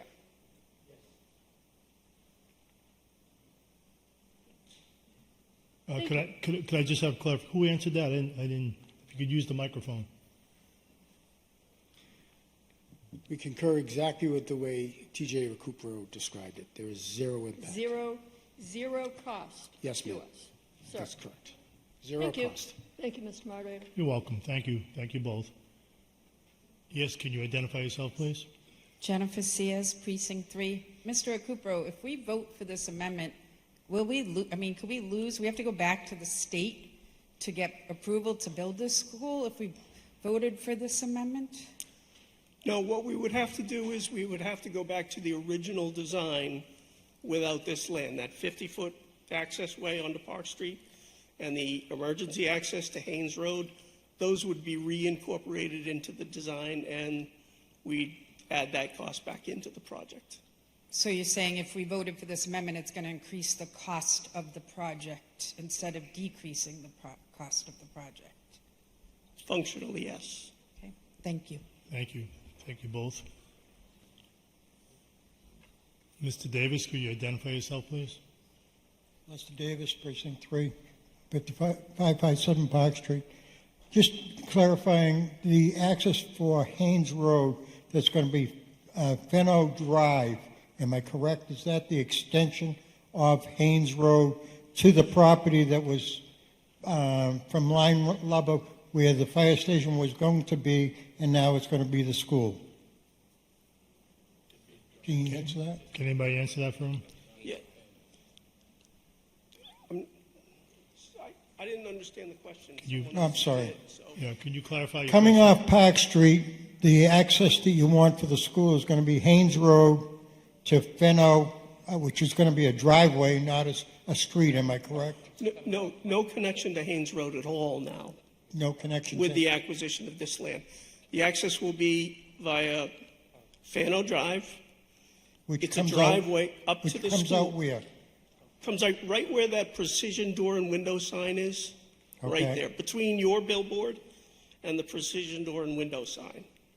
Okay, which was Lumber Road. Exactly. Okay, thank you. Thank you both very much. Paul, you have a technical question? Paul Bellevue, District 3. My question is, the land that we're trading off, what's the potential for the person that's getting this, like, as a DDL, I guess? What could he or this company do with that piece of land that we're giving to him? Could it be industrial? Could it be, whatever? That's my question. It has two zones in it. It's mostly residential land, residentially zoned land. There is a portion of it that's zoned industrial. It has a large section of wetlands and an electrical easement running right through the middle of it. It also is in a riparian district, which requires there's a river that runs from Park Street all the way down to Sumner Street. It goes intermittent at certain points, but there's a 200-foot buffer, a no-touch buffer around the point where it's a river, which is right where it's crossing through this. It hasn't been specifically identified, but we know that it's right in the area where this parcel is. So its uses are limited, but it is useful as an extension of the DAD LLC parcel, which is the precision door and window use on Sumner Street. So my second question is that this person that's swapping with us has property that he owns that abuts the section that we're trading. so that he could get access to that land for Yes. development, correct? Yes. All right, thank you. Okay, thank you. Thank you both. Anybody else for technical questions? Nope. No one else? Okay. Let's see, are we ready to vote? I just have a comment, a quick comment. Okay, we want to do pro and con debate? Well, voting on On the the amended. amended motion. Just on the amended motion. Did you want to say Real- something else, Real Dave? quick, through you, Mr. Moderator, if it was zero cost, they wouldn't have to check with bond counsel. Bond counsel gets involved with money. So there's obviously a value that bond counsel had a concern about. If the language is so important, put it into an article with a dollar number, let it get paid naturally through a sensible source of funding instead of a 20-year bond. I'm just saying, don't put it into a debt exclusion that goes, by the way, on the back of the property tax holders as a what I call a debt override, but it's a debt exclusion. But it goes on them. Instead of going into the budget, which would happen naturally, if the select board had the judgment to say, here's what we're going to do with an article for the spring. The project will happen beautifully with the good road when you vote yes for my amended motion. It doesn't interfere with the road. It doesn't make the town pay more for these bridges to Haynes Road. None of that happens. We'll have the property. We'll have a terrific road, and it'll be funded properly too. And it'll put some truth behind this because it isn't zero cost. Bond counsel's involved because it's not really zero. Okay? Mr. Moderator? Yes, go ahead. When I hear the word truth, I just have this need to speak to it. The only reason we had to go back to bond counsel is because MSBA, the organization giving us all the money, required that we go back to bond counsel. It's not because we're borrowing any more money or spending any more money. MSBA has held up this revision for 6 months until this body votes on this article. And MSBA wouldn't consider it, even if this body voted, unless bond counsel approved it. There is no additional cost. There's savings associated with this transfer. The only delay was that the people giving us the $47 million or whatever it is was requiring bond counsel's approval. And town council worked with bond counsel and the MSBA council for 4 months, right down to the commas, the capitals, the change of wording to get to where we are tonight. So I just hate when I hear the word truth. What incentive would anyone have to not tell the truth on this? Thank you very much. Next up, I believe Ed DeFelice. Yeah, This is pro and con debate. Yeah. Faneuil Drive.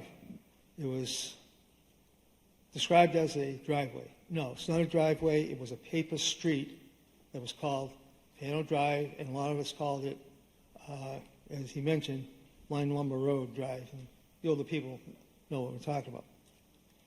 What I'm concerned about is Faneuil Drive going to extend to, what's the street there? Sumner Street. Is it going to extend to Sumner Street? Let me, before we start asking questions, the time for asking questions went by. No, I'm not. The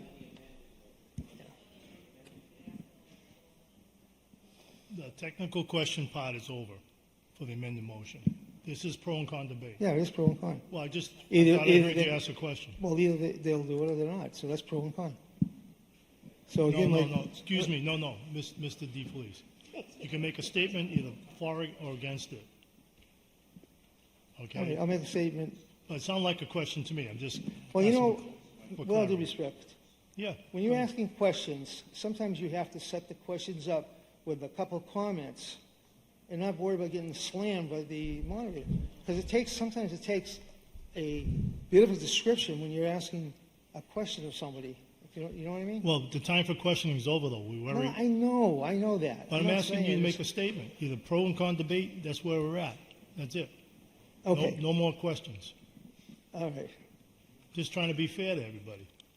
Do you have a final statement to make? Come on, time's running out. Okay, I'm concerned that we haven't included the cost to push Phantom Drive out to Sumner Street. And my other question is, or not question, but my other comment is, does the previous owner have a, I forget what you call it now, but to use that road?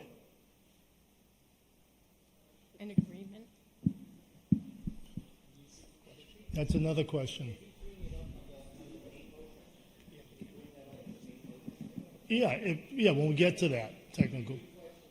Well, right now, all I want to answer is, what I'm trying to say is, we're in the scope of the amended motion.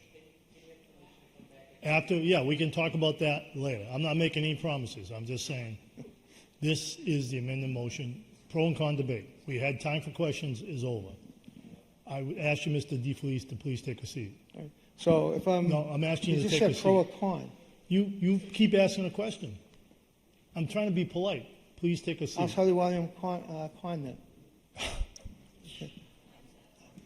I am con at this point in time on Very Daniel quickly. Road, because I don't know if it goes out to the street. I don't know if it's going to be, repaved to take on trucks, fire trucks, and probably delivery trucks. So there's a lot of work that has to be done to that road, and that's why I'm saying I'm con. Okay, thank you, Mr. Thank you. DeFelice. Thank you very much. Okay. I believe, Lisa, you're up. This is pro and con debate. Yep, so pro-con debate. So here's the concern with truth, okay? There was a contingent in this town who was complaining that there were going to have to be bridges made instead of Fano Drive with no drive. And they were disparaged, and as we could tell here tonight by a previous town meeting's comments, a scare tactic that if we don't do this, the project's not going to go through. So the residents are distrustful right now because of the disparagement in the lack of due diligence done before these original projects are put before us. Every issue brought up by the people who opposed this project has since had to be addressed. Now, with the merits of Fano Drive, I am for Fano Drive. I am not for the dishonest presentations done and the disparagement done of those of us trying to protect the taxpayer. Okay, let me stop you there, okay? I just said thank you, Bob. I'm All done. right, thank you, Lisa. Mr. Moderator. And I represent constituents and have a right Excuse to me, Lisa, I asked you to advocate for stop them. right there. Some of those comments are not needed. Mr. Bietta, did you have a comment on I do. response? I just want this body to know that this building committee, the town manager, the assistant town manager, and myself spent countless hours away from our families to try to make the Fano Drive the original proposal. Attorneys involved. Let's get to the truth. This is another stall tactic by a group of people in this body to not get this project through. Period. End of story. We spent the time and effort to get this done. When I came on board in 23, the first question I asked of the building committee was, do we have a secondary exit for emergency purposes? Yes or no? And at that time, the building committee was addressing Fano Drive, but there were concerns, and then everything just, and ask anybody from the building committee that's put in countless hours doing this. So that's part one. Part two, that's really, really important, is we are trying, anything to do with going to Sumner is outside the scope of the building committee. It would be a totally different project to open that up. We are literally going from Park Street, eliminating Haynes, and going about, a little over halfway down, so that if there is an emergency need to come from the other side, there's an access to get into that building, not just one going out. That's the story of why we're here. MSBA, bond counsel, our counsel, all said the same thing. We need to vet this because if you're going to be using some other property, it needs to be part of the project. There isn't one more penny being spent on this project. So to get out of this, what I would call constant stall tactic, is to simply vote down this motion, amended motion, and vote up both 13 and 14.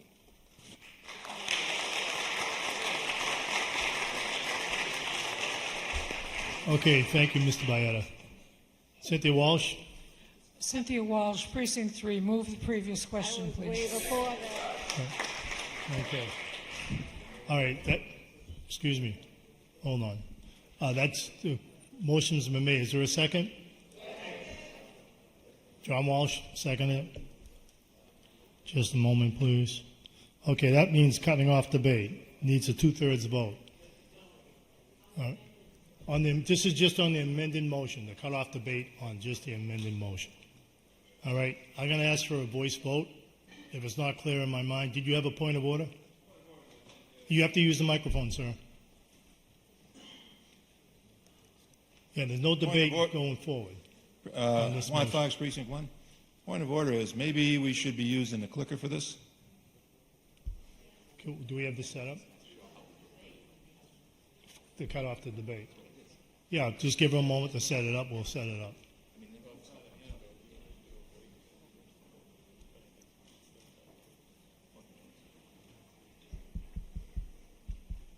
If it's possible. If not, I can just see how it works.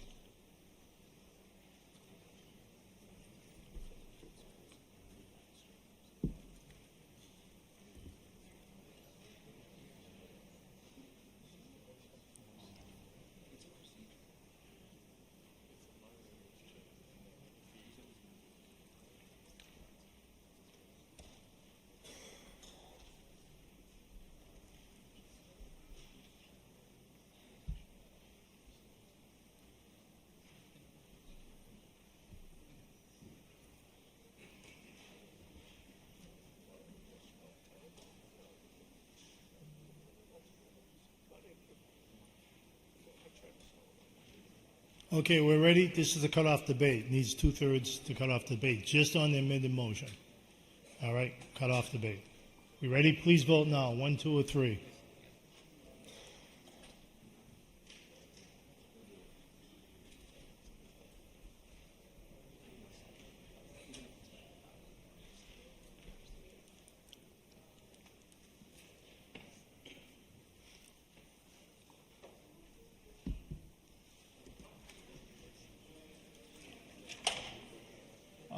Clearly, 112 yes, 10 no, 2 abstention.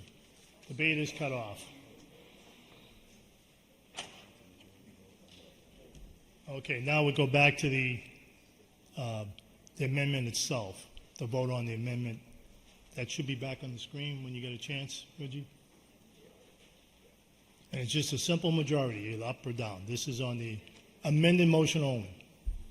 Just to either take it off, to use it or not. No, this is just on the amended motion, Dave Laurie's motion. This is just on Article 13 that has the amended motion. Everybody clear on that? Okay, everybody this is just on the amended motion. It's up on the screen. This is Dave Laurie's amended motion on Article 13. All right, we ready to vote? It's a simple majority. Please vote now, 1, 2, or 3. On the amended motion only. What's the matter? Oh, we lost the screen. Okay, stand by, everybody. We'll get there. Mr. Cohn, is there a point of order here?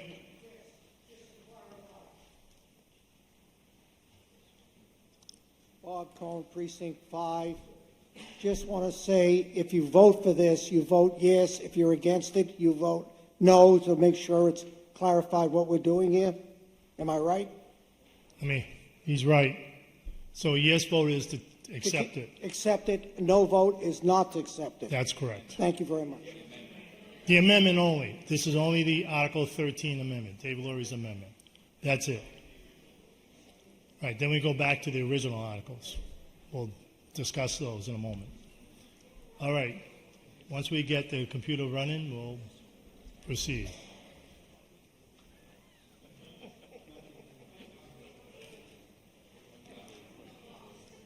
I hope everybody's clear on this. We're just going to vote on the amendment.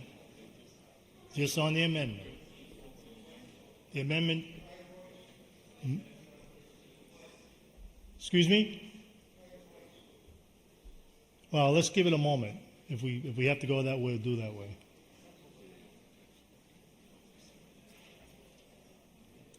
Okay, we're ready to go? Please vote now. 1, 2, or 3.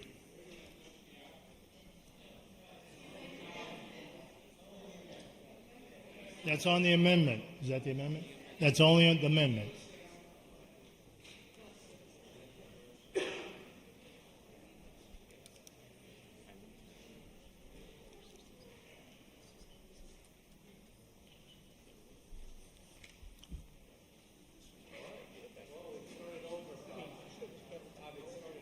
Did it start over? No. How many seconds does it take? 30? 20. Yeah, it takes 20 seconds, so it's just counting down.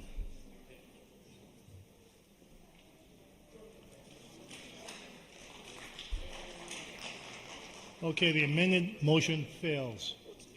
It was 21 yes, 100 no, and 4 abstentions. Okay, now we're going to go back to discussing Article 13 and 14 together. Okay, everybody, are you guys ready to vote? No? I'm just trying to move it along here, ladies and gentlemen. Yep. All right. Noah, you were first up? Yes, Noah Beta-Aron, Precinct 6. I move this question. No, it's a question portion. We're at questions. That's only possible. I thought we did technical questions. I think we did, didn't we? You said I'm that just when we trying have to- a main motion. Excuse we'll me, be able to do questions. let me, if you want to come up here, Dave, come No. on up, okay? All due respect, Dave. Okay. Let's get a couple of technical questions out of the Technical way. questions. And then pro and con debate, you can make your motion, Okay. okay? Just to be fair to everybody, okay? Dave, are we going to David allow Lurie, somebody else Precinct to... 6. Precinct 6, thank you, Okay. David Lurie. Appreciate it. Through you to one of the previous speakers, probably somebody who understands the funding source for a project that now, if we accept the road on this next vote, that it's going to have to be paid for. Can the select board take the project and put a value on doing any aspect, whether it's up to the school or all the way to Sumner?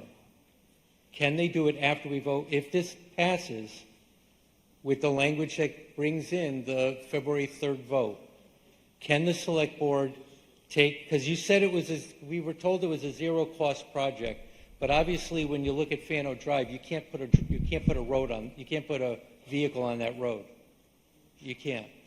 So in order to make it drivable, whatever the cost is to make it drivable, can the select board run that and take the funding source away from the debt exclusion? It's a zero cost, so obviously the select board can do something about making it a usable road, So right? the portion of Fano that is not being paved, the emergency access portion, police and fire, we've already met with them. They've already agreed that it's accessible. The portion that we're paving for a driveway is incorporated in the appropriation approved in February 2025. So that doesn't answer the question, Mr. Moderator. You but asked the I'll ask question. it- I'll ask the same question again. Mr. Laurie, please, from you ask the somebody- question, they answer the question. Do you have a No, second well, question? I have one. Well, that's I'll your ask- opinion. I'll ask it to somebody who could answer. If we voted this in, can the select board create an article that funds the actual paving of Fano Drive outside of the debt exclusion? Can they fund it inside the budget with whatever it's going to take to make Well, that? let's see if we can get an answer to that. a I'll road? show you. It's a hypothetical.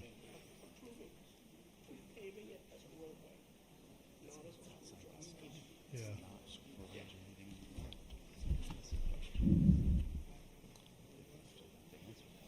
Right. No, I just got clarification from Tom. Mr. Moderator, Yes, Mr. Gio. as I understand it,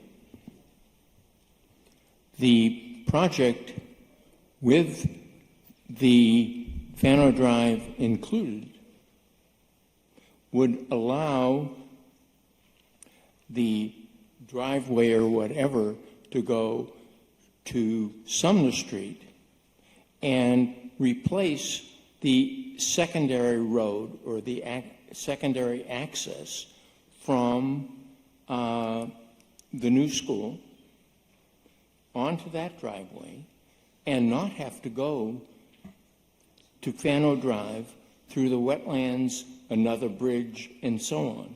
So that, I think, is where the couple $1 million savings would come from. If I'm mistaken, then someone with knowledge over here could answer that question or could correct me. All right. Thank you, Mr. Gito. Mr. Coulter? Mr. Moderator, I hope in my simple mind I can give you a simple answer. Thank you. Not with, you weren't supposed to agree with that. Well, I'm only agreeing that you can give an answer. They can't do that within this scope. MSBA provides all the guidelines for what we do. We can't modify the site plan on the scope. But to Dave's point, there is absolutely no reason that should the roads DPW director put this on his plan to finish that road, certainly the street commissioners can approve that the way they have all of the streets that are being done in this town. They just can't be done within this scope according to MSBA without their approval. That's all. Thank you, sir. All right. Noah, did you have a question? I did, but I feel like it's been answered well. Okay, thank you. Diane Dolan, Thank you. Diane Dolan, Precinct speak up a little bit. Diane Dolan, Precinct 7, South School Building Committee. I do have a question. I know the answer to it already, but I just want to clarify some of this. In the original drawings, Fano Drive from Park Street to the school was already in the scope of the project. This only gives us a little more room to the left of that so that we didn't have to do bridges to go over water that was wetlands. Is there a question there? Can you agree with me there, Mr. Recupero? That's my question. Oh, thank you, Diane. We'll see if we get an answer to that. Could anybody give that answer? It was included in the original conceptual design, yes. But subject to us acquiring rights to it, which we weren't able to do. And my second question, I think some of the question was it had never been included, is what I'm getting from what people are saying. But part of Fano Drive was always included, correct? Always contemplated to be included, if possible. But, yeah. Okay, thank you But not both. in the appropriation, just to be clear. Correct. Okay, Noah? There's the deception. Are we on to pro and con debate yet? I believe so. All right. In that case, Noah Betaron, Precinct 6. I move the question. Okay, who seconded it? Carolyn Campbell.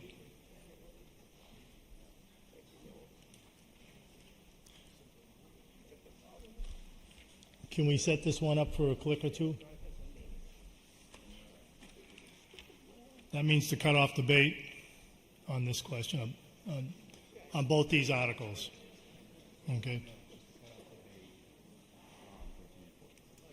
Then we'll have to vote them separately.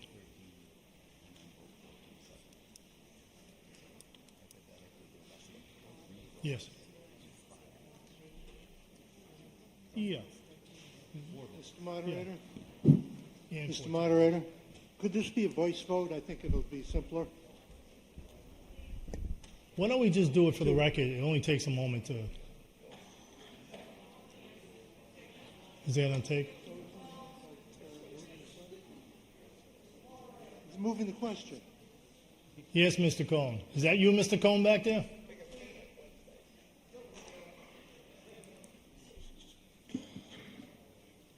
We ready? Okay. I just want to clarify, a yes vote is to accept it, a no No, vote a yes is vote is to cut off debate. Oh, yeah, I'm in favor of You- that. I know it's a long night. We're getting there. We're almost done. Okay, this is to cut off debate. A yes vote means no more debate, no more discussion. We go back to Article 13 and 14 and vote. This is on both articles, yes. Cut off debate on both articles. Are we ready? Just needs 2/3. Please vote now.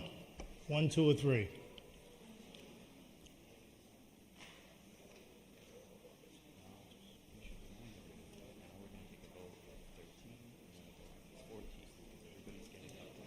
Okay.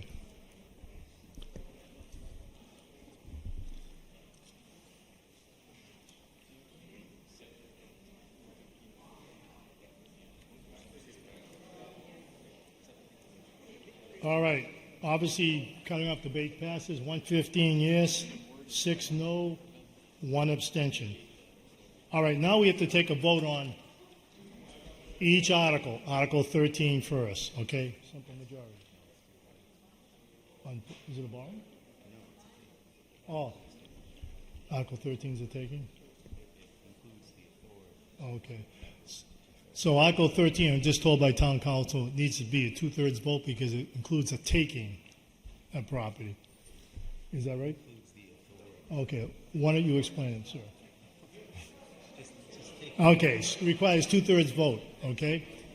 We ready? This is on Article 13. Please vote now. 1, 2, or 3. Is it up there? It's blank. Oh, not up.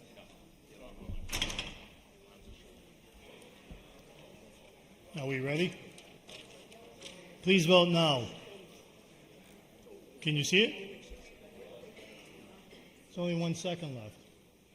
Okay.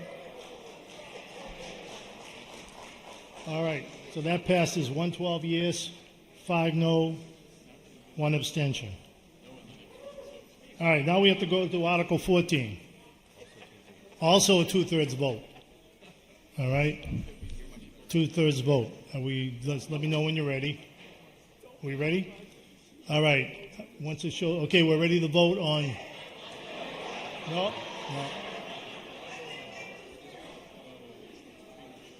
Well, you guys are a little fussy here tonight, huh? All right. Let me know when we're ready. I just see people leaving. If you could just, before you leave, you could just vote. All right, everybody. Yep, we're trying. Give us a moment. Are we ready? Please vote as soon as you see it on the screen. 1, 2, or 3. There we go. This requires a 2/3 vote. Thank you all for your patience as you leave.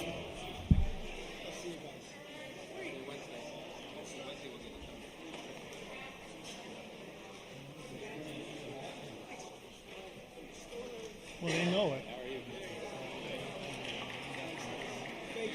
All right. Article 14 passes by a clear 2/3 majority. Let me just announce the vote. 111 yes, 6 no, 2 abstentions. Mr. Murphy.